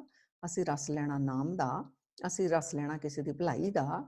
ਅਗਰ ਪਤਾ ਵੀ ਚੱਲ ਗਿਆ ਵੀ ਸੱਚੀ ਕੋਈ ਇਹ ਬੁਰਾ ਆ, ਮਿਲ ਕੇ ਉਹਦੇ ਲਈ ਪਾਠ ਕਰੀਏ, ਉਹਦਾ ਵੀ ਕਲਿਆਣ ਹੋਊਗਾ। ਸਾਨੂੰ ਮਹਾਂ ਪੁੰਨ ਮਿਲੂਗਾ ਵੀ ਕਿਸੇ ਦੇ ਭਲੇ ਲਈ ਪਾਠ ਕਰ ਰਹੇ ਆ। ਕਿਸੇ ਦਾ ਭਲਾ ਕਰਨ ਲਈ ਪਾਠ ਕਰਨਾ ਬਹੁਤ ਅੱਛੀ ਚੀਜ਼ ਆ। ਮੰਗਾ ਮੰਗਣ ਲਈ ਜਿਹੜਾ ਕਰਦੇ ਆ ਨਾ ਸੰਸਾਰਿਕ ਮੰਗਾ, ਉਹ ਮੈਂ ਕਹਿੰਦੀ ਉਹਦੇ ਨਾ ਕਰਿਆ ਕਰੋ। ਤੇ ਪਰਮਾਤਮਾ ਵੈਸੇ ਹੀ ਸਾਨੂੰ ਇੰਨਾ ਕੁਛ ਦੇ ਰਿਹਾ, ਦਿੰਦਾ ਦੇ ਲੈਂਦੇ ਥੱਕ ਪਾਏ, ਜੁਗਾ ਜੁਗੰਤਰ ਕਾਹੀ ਖਾਏ। ਭਲਾ ਮੰਗਣ ਲਈ ਜ਼ਰੂਰ ਕਰੀਏ, ਸਰਬੱਤ ਦੇ ਭਲੇ ਦੇ ਲਈ ਕਰੀਏ, ਸਾਡਾ ਭਲਾ ਆਪਣੇ ਆਪ ਹੀ ਵਿੱਚ ਆ ਜਾਣਾ। ਬਹੁਤ ਬਹੁਤ ਦਿਲ ਦੀਆਂ ਗਹਿਰਾਈਆਂ ਤੋਂ ਆਪ ਸਾਰੀਆਂ ਸੰਗਤਾਂ ਦਾ ਬਹੁਤ ਬਹੁਤ ਸ਼ੁਕਰਾਨਾ। ਤੁਹਾਡੇ ਚਰਨਾਂ ਵਿੱਚ ਬਾਰੰਬਾਰ ਨਮਸਕਾਰ, ਬਾਰੰਬਾਰ ਨਮਸਕਾਰ। ਤੁਹਾਡੇ ਚਰਨਾਂ ਦੀ ਧੂੜੀ ਪਿੱਛੇ ਸ਼ਾਇਦ ਮਹਾਰਾਜ ਜੀ ਸਾਡਾ ਵੀ ਕਲਿਆਣ ਕਿਤੇ ਕਰ ਦੇਣ। ਸੰਗਤ ਜੀ ਭੁੱਲਾਂ ਜ਼ਰੂਰ ਬਖਸ਼ ਦੇਣਾ, ਤੇ ਅਸੀਸਾਂ ਵੀ ਦੇਣੀਆਂ ਕਿ ਮਹਾਰਾਜ ਜੀ ਸਾਡਾ ਵੀ ਉਧਾਰ ਕਰ ਦੇਣ, ਸਾਡਾ ਵੀ ਕਿਤੇ ਕਲਿਆਣ ਕਰ ਦੇਣ, ਸਾਡੀਆਂ ਵੀ ਜਨਮਾਂ ਜਨਮ ਦੇ ਮੈਲਾਂ ਉਤਾਰ ਕੇ ਕਿਤੇ ਆਪਣੇ ਚਰਨਾਂ ਦੇ ਵਿੱਚ ਸਾਨੂੰ ਵੀ ਸਥਾਨ ਦੇ ਦੇਣ ਮਹਾਰਾਜ। ਠੀਕ ਹੈ ਸੰਗਤ ਜੀ, ਤਾਂ ਹੁਣ ਕੁਐਸਚਨ ਆਨਸਰ ਨੇ ਅਗਰ ਕਿਸੇ ਸੰਗਤ ਦੇ, ਆਪ ਜੀ ਕਰ ਸਕਦੇ ਹੋ ਸੰਗਤ ਜੀ। ਜੀ ਮਾਤਾ ਜੀ, ਸੰਗਤ ਦੇ ਬਹੁਤ ਸਾਰੇ ਸਵਾਲ ਨੇ। ਕਾਮਨ ਸਵਾਲ ਸਾਰਿਆਂ ਤੇ ਇਹੀ ਹੈ ਕਿ ਅਗਰ ਜਿੱਦਾਂ ਤੁਸੀਂ ਕਿਹਾ ਕਿ ਨਿੰਦਿਆ ਕਰਨੀ ਬੁਰੀ ਗੱਲ ਆ, ਹਾਂਜੀ ਬਾਣੀ ਵਿੱਚ ਇੰਨਾ ਸਮਝਾਇਆ ਗਿਆ ਕਿ ਨਿੰਦਿਆ ਨਹੀਂ ਕਰਨੀ ਚਾਹੀਦੀ। ਹਾਂਜੀ ਲੇਕਿਨ ਅਗਰ ਕੁਝ ਬੁਰਾ ਹੋ ਰਿਹਾ, ਅਗਰ ਅਸੀਂ ਕਿਸੇ ਬੁਰੇ ਦੇਖ ਰਹੇ ਹਾਂ, ਹਾਂਜੀ ਕਿ ਉਸ ਨੂੰ ਬੁਰਾ ਕਹਿਣਾ ਵੀ ਨਿੰਦਿਆ ਹੈ? ਜਾਂ ਫਿਰ ਅਗਰ ਕਿਸੇ ਨੇ ਸਾਡੇ ਨਾਲ ਬੁਰਾ ਕੀਤਾ, ਹਾਂਜੀ ਅਗਰ ਅਸੀਂ ਉਸ ਦੇ ਬਾਰੇ ਕਿਸੇ ਨਾਲ ਸ਼ੇਅਰ ਕਰ ਰਹੇ ਹਾਂ ਕਿ ਉਹਨੇ ਮੇਰੇ ਨਾਲ ਬੁਰਾ ਕੀਤਾ, ਹਾਂਜੀ ਕਿ ਉਹ ਵੀ ਨਿੰਦਿਆ ਹੈ? ਕਿਸੇ ਇੱਕ ਪਾਰਟਿਕੂਲਰ ਰਲਦਾ ਮਿਲਦਾ ਹੀ ਸਵਾਲ ਹੈ। ਕਿਸੇ ਨੇ ਸਵਾਲ ਕੀਤਾ ਕਿ ਜਿਵੇਂ ਮੇਰੀ ਗਲਤੀ ਨਹੀਂ, ਲੇਕਿਨ ਫਿਰ ਵੀ ਕਿਸੇ ਨੇ ਮੈਨੂੰ ਬੋਲ ਦਿੱਤਾ, ਮੈਨੂੰ ਡਾਂਟ ਦਿੱਤਾ, ਹਾਂਜੀ ਲੇਕਿਨ ਮੈਨੂੰ ਨੀਂਦ ਨਹੀਂ ਆਉਂਦੀ ਇਸ ਤਰ੍ਹਾਂ, ਸੋ ਮੈਂ ਆਪਣੇ ਹਸਬੈਂਡ ਦੇ ਨਾਲ ਸ਼ੇਅਰ ਕਰਦੀ ਹਾਂ ਤਾਂ ਕਿ ਮੈਂ ਆਪਣੇ ਆਪ ਨੂੰ ਰਿਲੈਕਸ ਕਰ ਸਕਾਂ ਹਾਂਜੀ ਕਿ ਕਿਸੇ ਨੇ ਲॉज ਨੇ ਜਾਂ ਮੈਨੂੰ ਕੰਮ ਦੇ ਉੱਤੇ ਮੈਨੂੰ ਫालतू ਵਿੱਚ ਬੋਲ ਦਿੱਤਾ, ਲੇਕਿਨ ਮੇਰੀ ਗਲਤੀ ਨਹੀਂ ਸੀ। ਹਾਂਜੀ ਫਿਰ ਕੀ ਅਗਰ ਇਸ ਤਰ੍ਹਾਂ ਦੀ ਚਰਚਾ ਕਰਨੀ ਕਿ ਉਹ ਵੀ ਨਿੰਦਿਆ ਹੈ, ਉਸ ਬਾਰੇ ਸਾਰੇ ਹਾਂਜੀ ਪੁੱਛਣਾ ਚਾਹ ਰਹੇ ਨੇ। ਕਾਫੀ 10-12 ਕੁਐਸਚਨ ਦਾ ਇਹੀ ਸੰਗਤ ਦਾ ਇਹੀ ਸਵਾਲ ਹੈ। ਠੀਕ ਹੈ। ਸੋ ਜਿਹੜਾ ਤੁਸੀਂ ਬੁਰਾ ਕੰਮ ਨਹੀਂ ਕੀਤਾ, ਤੁਹਾਡੀ ਕੋਈ ਇਨ-ਲॉज ਵਿੱਚੋਂ ਚਰਚਾ ਕਰ ਰਿਹਾ ਆ, ਤੇ ਤੁਸੀਂ ਅਗਰ ਹਲਕੇ ਹੋਣ ਲਈ ਆਪਣੇ ਹਸਬੈਂਡ ਦੇ ਨਾਲ ਸ਼ੇਅਰ ਕੀਤੀ ਤਾਂ ਤੁਸੀਂ ਬੁਰਾਈ ਨਹੀਂ ਕੀਤੀ। ਉਹ ਤੁਹਾਡੇ ਦੋਸਤ ਨੇ, ਤੁਹਾਡੇ ਲਾਈਫ ਪਾਰਟਨਰ ਨੇ, ਤੁਸੀਂ ਸ਼ੇਅਰ ਕਰ ਸਕਦੇ ਹੋ। ਪਰ ਜਿਹੜਾ ਭਾਰ ਤੁਹਾਡਾ ਉਹਨਾਂ ਨੇ ਲੈਣਾ ਸੀ ਉਹ ਨਹੀਂ ਲੈ ਪਾਏ, ਕਿਉਂਕਿ ਜੇ ਤੁਸੀਂ ਉਹਨੂੰ ਸਹਿਣ ਕਰ ਲੈਂਦੇ, ਉਹਨਾਂ ਦਾ ਭਲਾ ਮੰਗਦੇ, ਰੱਬ ਉਹਨਾਂ ਦਾ ਭਲਾ ਹੀ ਕਰੇ, ਤੁਹਾਨੂੰ ਪਤਾ ਨਹੀਂ ਸੀ ਲੱਗਣਾ, ਥੋੜੇ ਟਾਈਮ 'ਚ ਤੁਸੀਂ ਇੰਨੇ ਹਲਕੇ ਹੋ ਜਾਣਾ ਸੀ ਔਰ ਉਹਨਾਂ ਤੇ ਭਾਰ ਪਈ ਜਾਣਾ ਸੀ। ਤੇ ਬਾਕੀ ਤੁਸੀਂ ਹਲਕੇ ਹੋਣ ਲਈ ਹਸਬੈਂਡ ਨਾਲ ਸ਼ੇਅਰ ਕੀਤਾ, ਕੋਈ ਮਾੜੀ ਗੱਲ ਨਹੀਂ। ਬਸ ਇਹ ਧਿਆਨ ਰੱਖੋ ਵਧਾ ਕੇ ਨਾ ਗੱਲ ਕੀਤੀ ਹੋਵੇ, ਜਿੰਨੀ ਹੋਈ ਹੋਵੇ ਉਨੀ ਕੀਤੀ ਹੋਵੇ, ਔਰ ਆਪਣਾ ਨੁਕਸ ਵੀ ਨਾਲ ਦੱਸਣਾ, ਇੱਥੇ ਮੇਰੀ ਵੀ ਗਲਤੀ ਸੀ। ਫਿਰ ਤੁਹਾਡੇ ਤੋਂ ਕੋਈ ਭਾਰ ਨਹੀਂ, ਨਹੀਂ ਤਾਂ ਫਿਰ ਤੁਸੀਂ ਵੀ ਅਣਹੁੰਦਾ ਭਾਰ ਉਠਾ ਲਓਗੇ, 2-4 ਵਧਾ ਕੇ ਅਗਰ ਲਾ ਦਿੱਤੀਆਂ ਤਾਂ।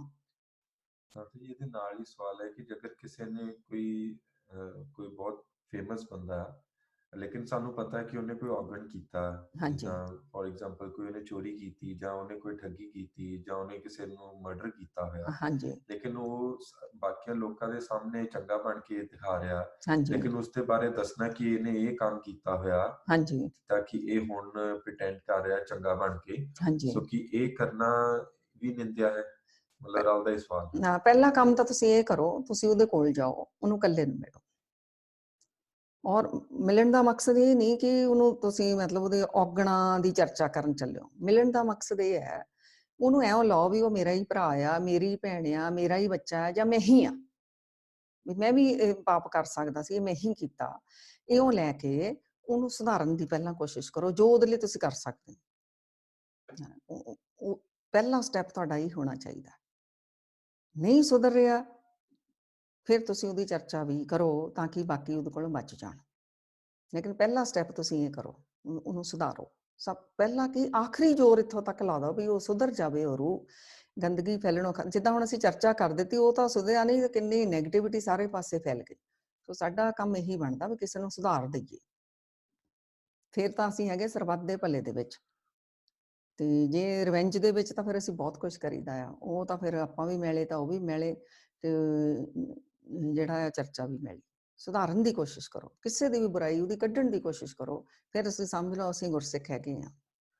ਮਾਤਾ ਜੀ ਇੱਕ ਹੋਰ ਸੰਗਤ ਦਾ ਸਵਾਲ ਹੈ, ਉਹ ਪੁੱਛ ਰਹੇ ਨੇ ਕਿ ਜਿਸਨੇ ਗੁਰੂ ਅਰਜਨ ਦੇਵ ਜੀ ਦਾ ਇਹ ਸੁਨੇਹਾ ਹੈ, ਤੇਰਾ ਕੀਆ ਮੀਠਾ ਲਾਗੇ, ਹਾਂਜੀ ਕਿ ਪਰਮਾਤਮਾ ਦੇ ਹੁਕਮ ਨੂੰ ਮੰਨਣਾ, ਉਹਦੇ ਬਾਣੀ ਨੂੰ ਮਿੱਠਾ ਕਰਕੇ ਮੰਨਣਾ, ਹਾਂਜੀ ਜੋ ਵੀ ਹੋ ਰਿਹਾ ਉਹਨੂੰ ਸਵੀਕਾਰ ਕਰਨਾ। ਹਾਂਜੀ ਲੇਕਿਨ ਗੁਰੂ ਹਰਗੋਬਿੰਦ ਸਾਹਿਬ ਜੀ ਨੇ ਸਾਨੂੰ ਕੁਝ ਹੋਰ ਸੁਨੇਹਾ ਦਿੱਤਾ, ਉਹਨਾਂ ਨੇ ਬੁਰਾਈ ਦੇ ਅੱਗੇ ਸਾਨੂੰ ਖੜਨਾ ਸਿਖਾਇਆ, ਹਾਂਜੀ ਜੋ ਬੁਰਾ ਹੋ ਰਿਹਾ ਉਹਦਾ ਵਿਰੋਧ ਕਰਨਾ ਸਿਖਾਇਆ, ਔਰ ਉਹਦੇ ਨਾਲ ਜੰਗ ਕਰਨੀ ਸਿਖਾਈ। ਹਾਂਜੀ ਸੋ ਕਹਿੰਦੇ ਕਿ ਇਹਨਾਂ ਦੋਨਾਂ ਸਿੱਖਿਆਵਾਂ ਨੂੰ ਕਿੱਦਾਂ ਅਸੀਂ ਆਪਣੇ ਜੀਵਨ ਵਿੱਚ ਅਪਲਾਈ ਕਰ ਸਕਦੇ ਹਾਂ, ਕਿ ਅੱਜ ਦੇ ਟਾਈਮ ਦੇ ਵਿੱਚ ਅਗਰ ਕੋਈ ਸਾਨੂੰ ਦੋਸਤ ਜਾਂ ਫੈਮਿਲੀ ਮੈਂਬਰ ਕੋਈ ਸਾਡਾ ਬੁਰਾ ਕਰ ਰਿਹਾ, ਤਾਂ ਅਸੀਂ ਕਿ ਉਹਦਾ ਭਾਣਾ ਸਮਝ ਕੇ ਉਹਨੂੰ ਸਵੀਕਾਰ ਕਰੀਏ ਕਿ ਖੜੇ ਹੋ ਕੇ ਉਹਦੇ ਨਾਲ ਆਪਣੇ ਆਪ ਨੂੰ ਡਿਫੈਂਡ ਕਰੀਏ। ਨਹੀਂ, ਪਹਿਲਾਂ ਦੇਖੋ ਬਹੁਤ ਸਹਿਣ ਕਰਨਾ ਵੀ ਸਿਖਾਇਆ। ਗੁਰੂ ਨਾਨਕ ਦੇਵ ਜੀ ਤੋਂ ਲੈ ਕੇ ਪੰਚਮ ਪਾਤਸ਼ਾਹ ਤੱਕ ਗੁਰੂ ਅਰਜਨ ਦੇਵ ਜੀ, ਪਤਾ ਸੀ ਸਾਨੂੰ ਸ਼ਹੀਦ ਕਰ ਦੇਣਾ, ਇਸੇ ਕਰਕੇ ਆਪਣੇ ਪੁੱਤਰ ਨੂੰ 6ਵੇਂ ਪਾਤਸ਼ਾਹ ਨੂੰ ਗੁਰਤਾ ਗੱਦੀ ਮਹਾਰਾਜ ਜੀ ਦੇ ਕੇ ਗਏ ਨੇ ਜਦੋਂ ਲਾਹੌਰ ਸ਼ਹੀਦੀ ਦੇਣ ਗਏ। ਉਹਨਾਂ ਨੂੰ ਫਿਰ ਕਹਿ ਵੀ ਗਏ ਆ ਵੀ ਤੁਸੀਂ ਅਗਲੀ ਤਿਆਰੀ ਜਿਹੜੀ ਉਹ ਦੂਜੀ ਕਰਨੀ ਆ। ਪਹਿਲਾਂ ਸਾਨੂੰ ਸਹਿਣ ਕਰਨਾ ਵੀ ਸਿਖਾਇਆ, ਕਾਫੀ ਹੱਦ ਤੱਕ ਸਹਿਣ ਕਰੋ, ਜਦੋਂ ਹੱਦ ਹੀ ਹੋ ਜਾਵੇ ਤਾਂ ਫਿਰ ਤਲਵਾਰ ਵੀ ਉਠਾਈ ਆ ਗੁਰੂ ਮਹਾਰਾਜ ਨੇ। ਇਵੇਂ ਫਿਰ ਅੱਗੇ ਚੱਲੀਏ ਅਸੀਂ 9ਵੇਂ ਜੰਮੇ ਵਿੱਚ ਗੁਰੂ ਤੇਗ ਬਹਾਦਰ ਸਾਹਿਬ ਨੇ ਫਿਰ ਸ਼ਾਂਤਮਈ ਤਰੀਕੇ ਨਾਲ ਸ਼ਹੀਦੀ ਦਿੱਤੀ ਆ, ਜਦੋਂ ਕਿ ਗੁਰੂ ਤੇਗ ਬਹਾਦਰ ਸਾਹਿਬ ਜੀ ਆਪ ਤੇਗਦੇ ਤਾਂ ਨਹੀਂ ਸੀਗੇ। ਤੇ 6ਵੇਂ ਜਾਮੇ ਤੋਂ ਬਾਅਦ ਇਵੇਂ ਜੰਗੀ ਤਿਆਰੀਆਂ ਵੀ ਲਗਾਤਾਰ ਕੀਤੀਆਂ ਜਾ ਸਕਦੀਆਂ ਸਨ, ਲੇਕਿਨ ਉੱਥੇ ਫਿਰ ਸਹਿਣਾ ਕਰਨਾ ਸਿਖਾਇਆ। ਜਦੋਂ ਹੱਦ ਹੋ ਗਈ, ਅੱਤ ਹੀ ਚੱਕ ਲਈ ਗਈ, ਫਿਰ ਜਾ ਕੇ ਤਲਵਾਰ ਉਠਾ ਲਈ ਗੁਰੂ ਗੋਬਿੰਦ ਸਿੰਘ ਜੀ ਮਹਾਰਾਜ ਜੀ ਨੇ। ਤਾਂ ਅਸੀਂ ਜਿਹੜਾ ਆ ਸਹਿਣ ਕਰਨਾ ਬੜੇ ਸੂਰਵੀਰਾਂ ਦੀ ਨਿਸ਼ਾਨੀ ਹੈ। ਭਾਣਾ ਮੰਨਣ ਦੇ ਵਿੱਚ ਜਿਹੜਾ ਹੈ ਐਵੇਂ ਨਹੀਂ ਸਹਿ ਹੁੰਦਾ, ਨਿੱਕੀ ਨਿੱਕੀ ਗੱਲ ਨਹੀਂ ਸਾਡੇ ਕੋਲ ਤਾਂ ਸਹਿਣ ਹੁੰਦੀ। ਤੋਂ ਪਹਿਲਾਂ ਹਰ ਹੀਲੇ ਲਾਏ ਮਾਰੇ ਨੇ, ਜਿਹੜਾ ਉਹ ਜ਼ਾਲਮ ਆ ਜ਼ੁਲਮ ਕਰਨੋਂ ਹਟ ਜਾਵੇ, ਹਰ ਤਰ੍ਹਾਂ ਉਹਨੂੰ ਸਮਝਾਉਣਾ ਚਾਹਿਆ। ਜਦੋਂ ਨਹੀਂ ਸਮਝਿਆ ਫਿਰ ਹੀ ਜਾ ਕੇ ਮਾਰੇ ਨੇ ਤਲਵਾਰ ਉਠਾਈ। ਸੋ ਮਹਾਰਾਜ ਨੇ ਸਾਨੂੰ ਇਹ ਬਹੁਤ ਸੁੰਦਰ ਸੁਨੇਹਾ ਦਿੱਤਾ ਵੀ ਪਹਿਲਾਂ ਹਰ ਹੀਲਾ ਲਾ ਕੇ ਦੇਖ ਲਓ, ਜੇ ਫਿਰ ਨਹੀਂ ਸੁਧਰ ਰਿਹਾ ਫਿਰ ਉੱਥੇ ਫਿਰ ਕੁਛ ਨਾ ਕੁਛ ਸਟੈਪ ਲੈਣਾ ਹੀ ਪੈਣਾ ਹੈ। ਮਾਤਾ ਜੀ, ਦੋ ਸੰਗਤ ਦਾ ਸੇਮ ਜਿਹਾ ਸਵਾਲ ਹੈ। ਇੱਕ ਤਾਂ ਹੈ ਕਿ ਨਿੰਦਿਆ ਤੋਂ ਬਚਣ ਦੇ ਲਈ ਅਸੀਂ ਕਿਹੜਾ ਵਾਲਾ ਪਾਠ ਕਰਿਆ ਕਰੀਏ, ਤੇ ਦੂਸਰਾ ਹੈ ਕਿ ਅਗਰ ਹੁਣ ਤਾਂ ਸਾਨੂੰ ਸਮਝ ਲੱਗ ਗਈ ਕਿ ਨਿੰਦਿਆ ਨਹੀਂ ਕਰਨੀ, ਪਰ ਜਿਹੜੀ ਪਿਛਲੀ ਨਿੰਦਿਆ ਕੀਤੀ ਹੋਈ ਉਸ ਤੋਂ ਬਚਣ ਲਈ ਆਪਾਂ ਕੀ ਕਰੀਏ, ਉਹ ਕਿਹੜਾ ਪਾਠ ਕਰੀਏ? ਪਾਠ ਤਾਂ ਕੋਈ ਵੀ ਕਰ ਲਓ, ਸਾਰੇ ਰੱਬ ਦੇ ਨਾਮ ਆ ਨਾ। ਤੁਸੀਂ ਆਪਣਾ ਜਿਹੜਾ ਨਿਤਨੇਮ ਡੇਲੀ ਕਰਦੇ ਹੋ ਉਹ ਵੀ ਕਰੋ, ਪਰ ਨਾਲ ਆਪਣੀ ਭੁੱਲ ਬਖਸ਼ਾਈ ਕਰੀਏ। ਉਹਦੇ ਨਾਲ ਕੀ ਹੋਏਗਾ, ਸਾਡਾ ਅੰਦਰਲਾ ਜਿਹੜਾ ਜਿੰਨਾ ਵੀ ਉਹ ਜਮਾ ਹੈ ਨਾ ਕਚਰਾ ਮੈਲਾ ਸੁਭਾਅ, ਉਹ ਸਾਡਾ ਬਦਲਣਾ ਸ਼ੁਰੂ ਹੋ ਜਾਏਗਾ। ਮੁੜ ਕੇ ਅਸੀਂ ਕਰ ਵੀ ਨਹੀਂ ਪਾਵਾਂਗੇ। ਪੁਰਾਣੀ ਤੌਬਾ ਕਰੀਏ, ਕਿਉਂਕਿ ਗੁਰੂ ਬਖਸ਼ ਸਕਦੇ ਆ। ਉਦਾਂ ਫਲ ਇਹੀ ਆ ਵੀ ਇਹਨੂੰ ਬਖਸ਼ਿਆ ਨਹੀਂ ਜਾਣਾ, ਲੇਕਿਨ ਗੁਰੂ ਮਹਾਰਾਜ ਚਾਹਣ, ਸੰਤ ਚਾਹੇ, ਪਰਮਾਤਮਾ ਚਾਹੇ, ਤਾਂ ਫਿਰ ਨਾਨਕ ਸੰਤ ਭਾਵੇ ਤਾਂ ਨਿੰਦਕਾ ਵੀ ਹੋਏ ਮੋਖ। ਸਾਡੀ ਅਸੀਂ ਨਿੰਦਿਆ ਕੀਤੀਆਂ, ਸਾਡੀ ਵੀ ਮੁਕਤੀ ਹੋ ਜਾਊਗੀ। ਮਹਾਰਾਜ ਨੇ ਬੇਉਮੀਦੇ ਨਹੀਂ ਸਾਨੂੰ ਕੀਤਾ, ਪਰ ਐਂ ਦੱਸ ਦਿੱਤਾ ਵੀ ਇਹਦੇ ਫਲ ਇੰਨੇ ਜ਼ਿਆਦਾ ਨੇ। ਸੋ ਬਸ ਕੋਈ ਵੀ ਪਾਠ ਤੁਸੀਂ ਕਰਦੇ ਹੋ, ਕੋਈ ਸਪੈਸ਼ਲ ਪਾਠ ਦੀ ਨਹੀਂ ਜ਼ਰੂਰਤ। ਇੱਕ ਬਾਣੀ ਵਿੱਚ ਹੈਗਾ ਨਾ, ਨਿੰਦਕ ਗੁਰ ਕਿਰਪਾ ਤੇ ਹਟਿਓ। ਗੁਰੂ ਦੀ ਕਿਰਪਾ ਨਾਲ, ਮਤਲਬ ਗੁਰੂ ਦੀ ਓਟ ਆਸਰਾ ਲੈਣਾ। ਉਹ ਜਿਹੜਾ ਹੁਣ ਆਪਾਂ ਕਈ ਇਹਨੂੰ ਸ਼ਬਦ ਨੂੰ ਪੜ੍ਹਨ ਲੱਗ ਜਾਂਦੇ ਆ, ਉਹ ਵੀ ਪੜ੍ਹ ਲਓ, ਚਲੋ ਤਸੱਲੀ ਮਿਲ ਜਾਂਦੀ ਆ। ਮਤਲਬ ਕਹਿਣ ਦਾ ਆ, ਗੁਰੂ ਦੀ ਕਿਰਪਾ ਮੰਗਣ ਦੇ ਲਈ ਜੋ ਗੁਰੂ ਚਾਹੁੰਦਾ ਉਵੇਂ ਚੱਲੀਏ, ਨਾਮ ਜਪੀਏ, ਜਿਹੜਾ ਮਰਜ਼ੀ ਜਪੀਏ, ਤਾਂ ਗੁਰੂ ਦੀ ਕਿਰਪਾ ਵਰਸੂ। ਮਾਤਾ ਜੀ, ਇੱਕ ਹੋਰ ਸੰਗਤ ਦਾ ਸਵਾਲ ਹੈ। ਉਹ ਪੁੱਛ ਰਹੇ ਨੇ ਕਿ ਮੇਰੀ ਜਿਹੜੀ ਮੰਥਲੀ ਇਨਕਮ ਹੈ ਉਹ 17,000 ਰੁਪਈਸ ਆ, 17,000। ਹਾਂਜੀ ਜਿਸ ਹਿਸਾਬ ਦੇ ਨਾਲ ਮੇਰਾ ਦਸਵੰਧ 1700 ਬਣਦਾ ਹੈ, ਹਾਂਜੀ ਲੇਕਿਨ 1700 ਕੱਢ ਨਹੀਂ ਹੁੰਦਾ, ਕਿ ਮੈਂ 1000 ਕੱਢ ਦਿਆ ਕਰਾਂ? ਹਾਂਜੀ, ਜੇ ਤਾਂ ਤੁਹਾਡੀ ਬਿਲਕੁਲ ਮਜਬੂਰੀ ਹੈ ਨਾ, ਵੀ ਉਹ ਤੁਹਾਡਾ ਫਜ਼ੂਲ ਖਰਚੇ ਨਹੀਂ ਹੈਗੇ, ਆਪਣੀਆਂ ਜ਼ਰੂਰਤਾਂ ਹੀ ਉਨੇ 'ਚ ਪੂਰੀਆਂ ਹੋ ਰਹੀਆਂ ਆ, ਫਿਰ ਤਾਂ ਉਹ ਜਾਇਜ਼ ਆ। ਫਿਰ ਕੋਈ ਫਿਕਸ ਨਹੀਂ ਆ ਵੀ ਤੁਸੀਂ ਉਨਾ ਹੀ ਕੱਢਣਾ ਆ। ਜੇ ਤੁਸੀਂ ਉਹਨੂੰ ਫਜ਼ੂਲ ਖਰਚ ਰਹੇ ਹੋ, ਆਪਣੀ ਜ਼ਰੂਰਤਾਂ ਤੋਂ ਵੱਧ ਆਪਣੇ ਖਰਚੇ ਜਿਹੜੇ ਵਧਾਏ ਹੋਏ ਨੇ, ਫਿਰ ਫਿਰ ਤੁਸੀਂ ਕਿਤੇ ਨਾ ਕਿਤੇ ਉਹਦੇ ਵਿੱਚ ਭਾਗੀਦਾਰ ਤੁਸੀਂ ਬਣ ਰਹੇ ਹੋ। ਤੇ ਇਹਨੇ ਏਦਾਂ ਪੂਰਾ ਨਹੀਂ, ਫਿਰ ਫਿਕਸ ਹੀ ਕੀਤਾ ਹੈ। ਕਿਤੇ ਮਜਬੂਰੀ ਆ, ਉੱਥੇ ਗੁਰੂ ਮਹਾਰਾਜ ਕੁਛ ਨਹੀਂ ਕਹਿੰਦੇ, ਔਰ ਕਿਤੇ ਜ਼ਿਆਦਾ ਆ ਤਾਂ ਫਿਰ ਉਹ ਜ਼ਰੂਰੀ ਨਹੀਂ ਉਹਨੇ 10ਵਾਂ ਹੀ ਦੇਣਾ, ਉਹ ਵੱਧ ਵੀ ਦੇਵੇ। ਮਾਤਾ ਜੀ, ਇੱਕ ਹੋਰ ਸੰਗਤ ਦਾ ਬੜਾ ਇੰਟਰਸਟਿੰਗ ਸਵਾਲ ਹੈ। ਉਹ ਪੁੱਛ ਰਹੇ ਨੇ ਕਿ ਅਸੀਂ ਅਗਰ ਕਿਸੇ ਦੀ ਨਿੰਦਿਆ, ਕਿਸੇ ਦੇ ਨਾਲ ਉਹਦੀ ਚਰਚਾ ਨਹੀਂ ਕਰ ਰਹੇ, ਹਾਂਜੀ ਲੇਕਿਨ ਆਪਣੇ ਮਨ ਦੇ ਵਿੱਚ ਸਾਨੂੰ ਪਤਾ ਹੈ ਕਿ ਉਹ ਬੰਦਾ ਮਾੜਾ ਆ, ਅਸੀਂ ਆਪਣੇ ਮਨ ਦੇ ਵਿੱਚ ਇਹ ਸੋਚ ਲਿਆ ਕਿ ਇਹ ਬੰਦਾ ਠੀਕ ਨਹੀਂ, ਇਹਦੀ ਅਸੀਂ ਸੰਗਤ ਨਹੀਂ ਕਰਨੀ, ਇਹਦੇ ਕੋਲ ਨਹੀਂ ਜਾਣਾ, ਕਿ ਹਾਂਜੀ, ਉਹ ਵੀ ਨਿੰਦਿਆ ਹੈ? ਦੇਖੋ ਉਹ ਤਾਂ ਫਿਰ ਮੈਲ ਹੀ ਰਹਿ ਗਈ ਸਾਡੇ ਕੋਲ। ਅਸੀਂ ਜਿਹੜਾ ਮਨ 'ਚ ਵੀ ਸੋਚ ਰਹੇ ਹਾਂ ਨਾ ਕਿਤੇ ਉਹ ਮੈਲ ਅੰਦਰ ਨੂੰ ਖਿੱਚੀ ਜਾ ਰਹੇ ਆ, ਉਹਦੇ ਔਗਣ ਬੁਰਾਈਆਂ ਦੇਖ ਦੇਖ ਕੇ ਅਸੀਂ ਵੀ ਮੈਲੇ ਹੋ ਜਾਣਾ। ਇਹ ਤੋਂ ਉੱਪਰ ਉੱਠਣਾ, ਉੱਚਲੀ ਅਵਸਥਾ ਦੇ ਵਿੱਚ ਆਣਾ ਆ। ਮੈਂ ਉਹ ਕਿਹਾ, ਆਪਣੀ ਰੱਖੋ ਵੀ ਸਾਡੇ ਕੋਲ ਗਲਤੀਆਂ ਨਹੀਂ ਹੁੰਦੀਆਂ। ਭੁੱਲਣ ਅੰਦਰ ਸਭ ਕੋ ਭੁੱਲ ਗੁਰੂ ਕਰਤਾਰ, ਸਾਰਾ ਸੰਸਾਰ ਹੀ ਭੁੱਲਾਂ ਕਰਦਾ, ਇੱਕ ਗੁਰੂ ਔਰ ਇੱਕ ਕਰਤਾਰ ਨਹੀਂ ਭੁੱਲ ਕਰਦੇ।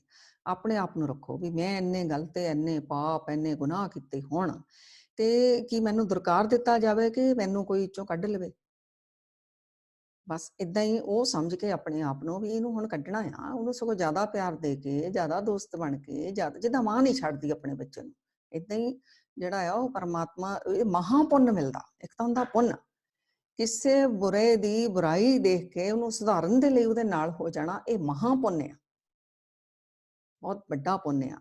ਖੱਟਣ ਦਾ ਮੌਕਾ ਮਿਲ ਜਾਂਦਾ ਕਈ ਵਾਰ, ਏਦਾਂ ਕੱਟ ਲੈਣਾ ਚਾਹੀਦਾ। ਹੋਰ ਸੰਗਤ ਦਾ ਇਸ ਤਰ੍ਹਾਂ ਸਵਾਲ ਹੈ ਕਿ ਸਿਮਰਨ ਕਰਦਿਆਂ ਵਕਤ ਜਾਂ ਮੈਡੀਟੇਸ਼ਨ ਕਰਦਿਆਂ ਵਕਤ ਸਾਨੂੰ ਧਿਆਨ ਕਿੱਥੇ ਰੱਖਣਾ ਚਾਹੀਦਾ, ਧਿਆਨ ਕਿੱਥੇ ਲਗਾਉਣਾ ਚਾਹੀਦਾ? ਔਰ ਨਾਲ ਇਹ ਵੀ ਇੱਕ ਗੱਲ ਦਾ ਹੀ ਸਵਾਲ ਸੀ ਕਿਸੇ ਸੰਗਤ ਦਾ ਹੋਰ, ਕਿ ਮੈਡੀਟੇਸ਼ਨ ਕਰਦਿਆਂ ਵਕਤ ਗੁਰੂ ਸਾਹਿਬ ਦੀ ਪਿਕਚਰ ਜਾਂ ਫੋਟੋ ਆਪਣੇ ਸਾਹਮਣੇ ਲਿਆਣੀ, ਕੀ ਇਹ ਠੀਕ ਹੈ? ਦੇਖੋ ਪਹਿਲਾਂ ਤਾਂ ਬਹੁਤ ਹੈਲਪ ਮਿਲਦੀ ਹੈ, ਇਸ ਵਿੱਚ ਕੋਈ ਸ਼ੱਕ ਨਹੀਂ, ਕਿਉਂਕਿ ਮਨ ਜਿਹੜਾ ਟਿਕਦਾ ਹੀ ਨਹੀਂ। ਇਹ ਮਨੁਆ ਦਹਿ ਦਿਸ ਧਾਮ ਦਾ, ਉਹ ਕੈਸੇ ਹਰ ਗੁਣ ਗਾਏ, ਹਰੀ ਦੇ ਗੁਣ ਕਿਵੇਂ ਗਾਏਗਾ ਇਹ? ਕਿਉਂਕਿ ਸਾਡਾ ਸੁਭਾਅ ਬਣਿਆ ਹੋਇਆ, ਅਸੀਂ ਕੋਈ ਚੀਜ਼ ਨੂੰ ਦੇਖਦੇ ਹਾਂ ਤਾਂ ਉਹਦੇ ਵਿੱਚ ਫਿਰ ਸਾਡਾ ਫਿਕਸ ਹੁੰਦਾ ਸਾਰਾ ਸਿਸਟਮ, ਤੇ ਉਹ ਸਾਨੂੰ ਪਤਾ ਹੀ ਨਹੀਂ ਰੱਬ ਕਿਹੋ ਜਿਹਾ ਹੈ, ਜਿਹਦਾ ਨਾ ਰੂਪ ਆ, ਨਾ ਰੇਖ ਆ, ਨਾ ਰੰਗ ਆ, ਕੁਛ ਵੀ ਨਹੀਂ ਹੈਗਾ ਰੱਬ ਦਾ। ਫਿਰ ਕਿੱਦਾਂ ਧਿਆਨ ਧਰੀਏ? ਥੋੜੇ ਟਾਈਮ ਲਈ ਤਾਂ ਹੋ ਜਾਂਦਾ ਉਹਦੇ ਗੁਣਾਂ ਦਾ ਧਿਆਨ ਧਰੋ, ਫੇਰ ਮਨ ਖਿੰਡਣ ਲੱਗ ਜਾਂਦਾ ਹੈ ਨਾ। ਸੋ ਮਨ ਨੂੰ ਇਕਾਗਰ ਕਰਨ ਦੇ ਲਈ ਇਹ ਜਾਣ ਕੇ, ਗੁਰੂ ਸਾਹਿਬ ਦੀ ਮੰਨ ਲਓ ਆਪਣੇ ਮਨ ਦੇ ਵਿੱਚ ਵਿਜ਼ੂਅਲਾਈਜ਼ ਕਰ ਲਈ ਪਿਕਚਰ, ਇਹ ਜਾਣ ਕੇ, ਜਿਵੇਂ ਹੁਣ ਅਸੀਂ ਪੜ੍ਹ ਲਿਆ ਬਾਣੀ ਦੇ ਵਿੱਚੋਂ ਵੀ ਗੁਰੂ ਨਾਨਕ 'ਚ ਵੀ ਰੱਬ ਹੀ ਆਇਆ, ਜਿਹੜੇ ਰਾਮ ਜੀ ਨੂੰ ਧਿਆਉਂਦੇ ਨੇ ਰਾਮ ਜੀ ਵਿੱਚ ਹੀ ਰੱਬ ਹੀ ਆਇਆ, ਜਿਹੜੇ ਕ੍ਰਿਸ਼ਨ ਜੀ ਨੂੰ ਧਿਆਉਂਦੇ ਨੇ ਕ੍ਰਿਸ਼ਨ ਵਿੱਚ ਵੀ ਰੱਬ ਹੀ ਆਇਆ। ਸੋ ਉਹ ਜਿਹੜਾ ਮਾਰੇ ਨੇ ਕਿ ਨਾ, ਸਤਿਗੁਰ ਮੇਰਾ ਸਦਾ ਸਦਾ ਨਾ ਆਵੇ ਨਾ ਜਾਏ। ਵੀ ਇਹ ਜਿਹੜੇ ਇਹਨਾਂ ਇਹ ਸਤਿਗੁਰ ਰੂਪ ਵਿੱਚ ਆਏ ਨੇ, ਇਹਨਾਂ ਵਿੱਚ ਪਰਮਾਤਮਾ ਹੀ ਆਇਆ। ਉਹ ਵਿਨਾਸ਼ੀ ਪੁਰਖ ਹੈ, ਸਭ ਮੇਰੇ ਹੱਥ ਸਮਾਏ। ਸਰਵ ਵਿਆਪਕ ਜਿਹੜਾ ਪਰਮਾਤਮਾ ਹਰ ਜਗ੍ਹਾ ਜਿਹੜਾ ਸਮਾਇਆ ਹੋਇਆ ਨਾ, ਤੇ ਸਾਡਾ ਸਤਿਗੁਰ ਉਹ ਹੈ। ਤੋ ਇਹ ਉਹ ਜੋਤਾਂ ਉਹਨਾਂ ਦਾ ਅਸੀਂ ਧਿਆਨ ਧਰ ਕੇ ਸਾਨੂੰ ਬਹੁਤ ਹੈਲਪ ਮਿਲਦੀ ਮਨ ਇਕਾਗਰ ਕਰਨ ਦੇ ਵਿੱਚ। ਲੇਕਿਨ ਉਸ ਮੂਰਤੀ 'ਚ ਨਹੀਂ ਜੁੜਨਾ, ਉਹਦੇ ਅੰਦਰ ਜਿਹੜਾ ਉਹ ਤੱਤ ਸਾਰਿਆ, ਜਿਹੜਾ ਉਹਦੇ ਵਿੱਚ ਪਰਮਾਤਮਾ ਆ, ਉਹਦੇ ਨਾਲ ਰੂਹ ਨੇ ਆਪਣਾ ਕਨੈਕਸ਼ਨ ਜੋੜਨਾ, ਇੱਕ ਓਂਕਾਰ ਸਮਝ ਕੇ। ਸਾਨੂੰ ਬਹੁਤ ਹੈਲਪ ਮਿਲੇਗੀ। ਹੌਲੀ ਹੌਲੀ ਹੌਲੀ ਹੌਲੀ ਜਿੰਨਾ ਮਨ ਇਕਾਗਰ ਹੋਣ ਲੱਗ ਗਿਆ, ਫਿਰ ਬਾਹਰ ਮੁਖੀ ਤੋਂ ਫਿਰ ਅੰਤਰਮੁਖੀ ਆਪਣਾ ਹੀ ਜਿਹੜਾ ਅੰਦਰ ਬੈਠਾ ਪਰਮਾਤਮਾ ਨਾ, ਫਿਰ ਮੂਰਤ ਚਿੱਤਰਾਂ ਆਪਣੇ ਆਪ ਹੀ ਫਿਰ ਧਿਆਨ ਜਿਹੜਾ ਹਟਣਾ ਸ਼ੁਰੂ ਹੋ ਜਾਊਗਾ। ਲੇਕਿਨ ਪਹਿਲਾਂ ਬਹੁਤ ਹੈਲਪ ਮਿਲਦੀ ਸੰਗਤ ਜੀ, ਕਾਫੀ ਮਿਲਦੀ ਹੈ। ਹਾਂਜੀ ਮਾਤਾ ਜੀ, ਇੱਕ ਸੰਗਤ ਦਾ ਹੋਰ ਸਵਾਲ ਸੀ ਕਿ ਜੋ ਹੱਥ ਦੀਆਂ ਰੇਖਾਵਾਂ ਨੇ, ਕਿ ਇਹਦਾ ਵੀ ਕੋਈ ਸਿਗਨੀਫੀਕੈਂਸ ਹੈ, ਕਿ ਇਹਦਾ ਵੀ ਕੋਈ ਫਾਇਦਾ ਹੈ? ਦੇਖੋ, ਇਹ ਨਹੀਂ ਕਿ ਰੇਖਾਵਾਂ ਦਾ ਕੋਈ ਅਰਥ ਨਹੀਂ ਆ, ਨਹੀਂ ਤਾਂ ਪਰਮਾਤਮਾ ਨੇ ਬਣਾਉਣੀਆਂ ਹੀ ਨਹੀਂ ਸੀ। ਪਰਮਾਤਮਾ ਨੇ ਬਣਾਏ ਆ ਸਾਰਾ ਕੁਝ। ਸੋ ਇਹ ਇੱਕ ਸਾਇੰਸ ਹੈ, ਇੱਕ ਵਿਦਿਆ ਆ, ਜੋਤਿਸ਼ਿਕ ਵਿਦਿਆ ਆ। ਕਿਸੇ ਵੀ ਵਿਦਿਆ ਦਾ ਨਿਰਾਦਰ ਨਹੀਂ ਕਰਨਾ ਚਾਹੀਦਾ, ਉਹ ਅਲੱਗ ਗੱਲ ਆ। ਜਿਹਨੇ ਧਰਮ ਦੇ ਵਿੱਚ ਪਖੰਡੀ ਆ ਕੇ ਬੈਠ ਗਏ, ਇਵੇਂ ਹੀ ਇਹ ਵੀ ਪੈਸਾ ਠੱਗਣ ਦੇ ਲਈ ਇਸ ਵਿਦਿਆ ਦਾ ਨਿਰਾਦਰ ਹੋਣ ਲੱਗ ਗਿਆ, ਲੋਕਾਂ ਨੂੰ ਡਰਾਉਣ ਲੱਗ ਗਏ, ਧਮਕਾਉਣ ਲੱਗ ਗਏ, ਹਨਾ। ਉਹਨਾਂ ਨੇ ਇਹਦਾ ਧੰਦਾ ਬਣਾ ਲਿਆ। ਇਹਦਾ ਮਤਲਬ ਇਹ ਨਹੀਂ ਕਿ ਵਿਦਿਆ ਨਹੀਂ ਆ, ਇਹ ਵਿਦਿਆ 100% ਵਿਦਿਆ ਆ। ਔਰ ਯੂਨੀਵਰਸਿਟੀ ਜਾਪਾਨ ਦੀ, ਮੈਨੂੰ ਹੁਣ ਯਾਦ ਨਹੀਂ ਰਿਹਾ, ਮੈਂ ਇੱਕ ਦਿਨ ਪ੍ਰੋਗਰਾਮ ਦੇਖ ਰਹੀ ਸੀ 3-4 ਸਾਲ ਪਹਿਲਾਂ, ਉਹਦੇ ਵਿੱਚ ਬਕਾਇਦਾ, ਮੈਂ ਨੋਟ ਨਹੀਂ ਕਰ ਪਾਈ ਕਿਹੜੀ ਯੂਨੀਵਰਸਿਟੀ, ਉਹਦੇ ਵਿੱਚ ਬਕਾਇਦਾ ਰਿਸਰਚਸ ਹੋਈਆਂ ਨੇ। ਤਾਂ ਉਹ ਉੱਥੇ ਦਾ ਜਿਹੜਾ ਪ੍ਰੋਫੈਸਰ ਸੀ, ਉਹ ਦੱਸ ਰਿਹਾ ਸੀ ਵੀ ਸਾਡਾ ਜਿਹੜਾ ਖੱਬਾ ਹੀ ਅੰਗੂਠਾ ਆ, ਔਰ ਜਿਹੜਾ ਸਾਡਾ ਸੱਜਾ ਅੰਗੂਠਾ, ਜਿਹੜੇ ਨਿਸ਼ਾਨ ਆ, ਪੂਰਾ ਹੱਥੀ ਛੱਡੋ ਇੰਨਿਆਂ ਤੋਂ ਪਾਸਟ ਜਨਮ ਔਰ ਸਾਡੇ ਆਉਣ ਵਾਲੇ ਫਿਊਚਰ ਦੇ ਕਿੰਨੇ ਜਨਮ ਹੈ, ਉੱਥੋਂ ਤੱਕ ਉਹਨਾਂ ਨੇ ਸਟੱਡੀ ਕਰ ਲਈ ਹੈ। ਸੋ ਇਹ ਪਰਮਾਤਮਾ ਨੇ ਬਣਾਏ ਸਿਸਟਮ, ਪਰ ਅਸੀਂ ਇਹਦੇ 'ਚ ਨਹੀਂ ਪੈਣਾ। ਸਾਨੂੰ ਪਤਾ ਆ, ਅਸੀਂ ਮਾੜੇ ਚੰਗੇ ਸਭ ਕਰਮ ਕੀਤੇ ਹੋਏ, ਸਾਰਿਆਂ ਨੂੰ ਪਤਾ ਆ।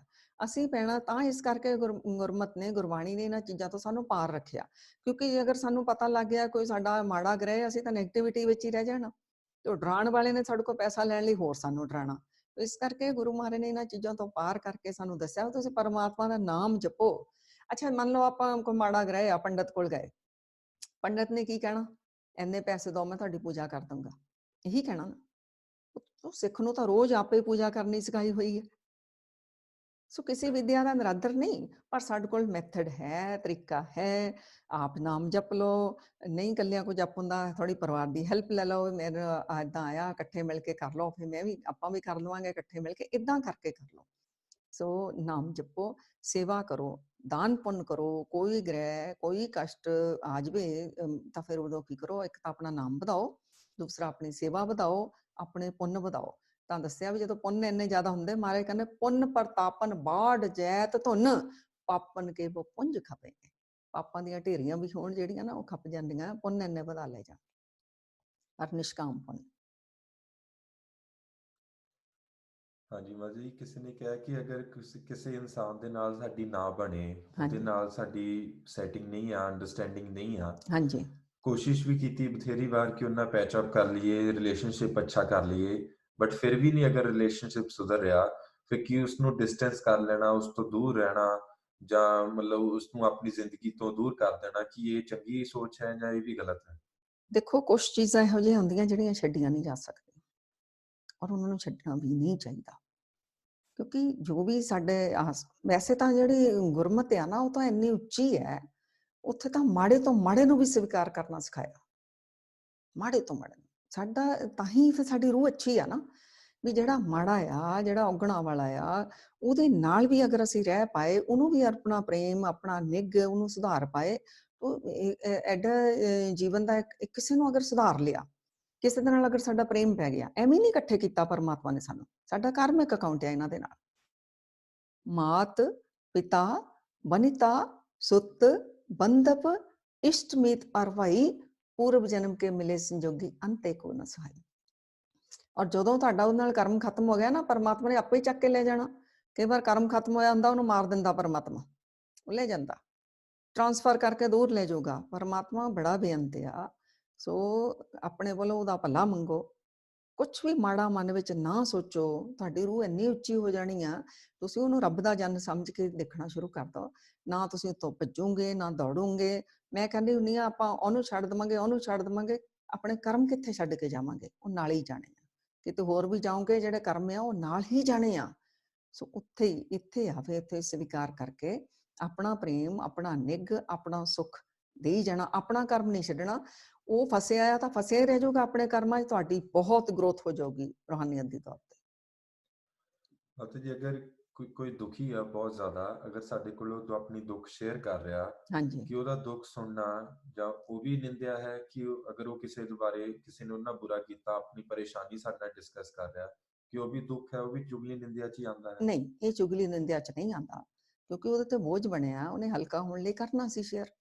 ਹੁਣ ਅੱਗੇ ਤੁਹਾਡਾ ਕੰਮ ਕੀ ਬਣਦਾ ਹੈ? ਜਾਂ ਤਾਂ ਤੁਸੀਂ ਵੀ 2-4 ਵੱਧ ਲਾ ਕੇ ਹੋਰ ਕਰੋ, ਤੂੰ ਵੀ ਐਂ ਕਰ, ਐਵੇਂ ਕਰ, ਇਉਂ ਕਰ, ਇਉਂ ਕਰ, ਜਾਂ ਫਿਰ ਤੁਸੀਂ ਗੁਰਸਿੱਖ ਬਣ ਕੇ ਉਹਨੂੰ ਅੱਛੀ ਸਲਾਹ ਦੋਗੇ। ਇੱਥੇ ਤੁਹਾਡਾ ਪਾਰਟ ਦੇਖਿਆ ਜਾਣਾ। ਤੁਸੀਂ ਉਹਦਾ ਬੋਝ ਹਲਕਾ ਕੀਤਾ, ਇੱਕ ਹੈਲਪ ਮਿਲ ਗਈ ਉਹਨੂੰ। ਤੁਸੀਂ ਉਹਨੂੰ ਕੀ ਸਲਾਹ ਦਿੱਤੀ, ਕੀ ਸੁਝਾਅ ਦਿੱਤਾ, ਇਹ ਤੁਹਾਡਾ ਕਰਮ ਫਿਰ ਅੱਗੇ ਕਾਊਂਟ ਹੋਣਾ। ਉਹਦਾ ਸੁਣਨਾ ਉਦੋਂ ਕੋਈ ਤੁਸੀਂ ਮਾੜਾ ਨਹੀਂ ਕੀਤਾ, ਤੁਸੀਂ ਉਹ ਹਲਕਾ ਹੋ ਗਿਆ, ਪਰ ਆਪਣੇ ਕਰਮਾਂ ਦਾ ਧਿਆਨ ਰੱਖਿਓ। ਸੰਗਤ ਜੀ ਸਵਾਲ ਪੁੱਛ ਮਾਤਾ ਜੀ ਵਾਹਿਗੁਰੂ ਜੀ ਕਾ ਖਾਲਸਾ, ਵਾਹਿਗੁਰੂ ਜੀ ਵਾਹਿਗੁਰੂ ਜੀ ਕੀ ਫਤਿਹ। ਹਾਂਜੀ ਮਾਤਾ ਜੀ ਕੁਐਸਚਨ ਇਹ ਹੈ ਵੀ ਬੜੀ ਚੀਜ਼ਾਂ ਦਾ ਧਿਆਨ ਰੱਖੀਦਾ, ਹਾਂਜੀ ਬਟ ਕਈ ਵਾਰ ਨਾ ਬਿਨਾਂ ਗੱਲ ਤੋਂ ਗੁੱਸਾ ਆ ਜਾਂਦਾ ਹੈ ਤੇ ਪਰ ਲੇਕਿਨ ਉਸ ਤੋਂ ਬਾਅਦ ਜਦੋਂ ਗੁੱਸਾ ਕਰੀਦਾ ਨਾ, ਨਾਲ ਹੀ 1-2 ਮਿੰਟ ਬਾਅਦ ਹੀ ਹੋ ਜਾਂਦਾ ਵੀ ਅਸੀਂ ਗਲਤ ਕੀਤਾ, ਉਹ ਆਪ ਹੀ ਫੀਲ ਹੋ ਜਾਂਦਾ ਹੈ। ਬਟ ਕੀ ਕਰੀਏ ਵੀ ਕੰਟਰੋਲ ਰਿਹਾ ਜਾਵੇ, ਬਟ ਕਈ ਵਾਰ ਬਹੁਤ ਜ਼ਿਆਦਾ ਹੋ ਜਾਂਦਾ ਗੁੱਸਾ। ਹਾਂ, ਜਦੋਂ ਕਿਹਾ ਗਲਤ ਕੀਤਾ ਨਾ, ਉਦੋਂ ਜਿਹਦੇ ਤੇ ਗੁੱਸਾ ਕੀਤਾ ਉਹਨੂੰ ਸੌਰੀ ਕਰ ਦੋ।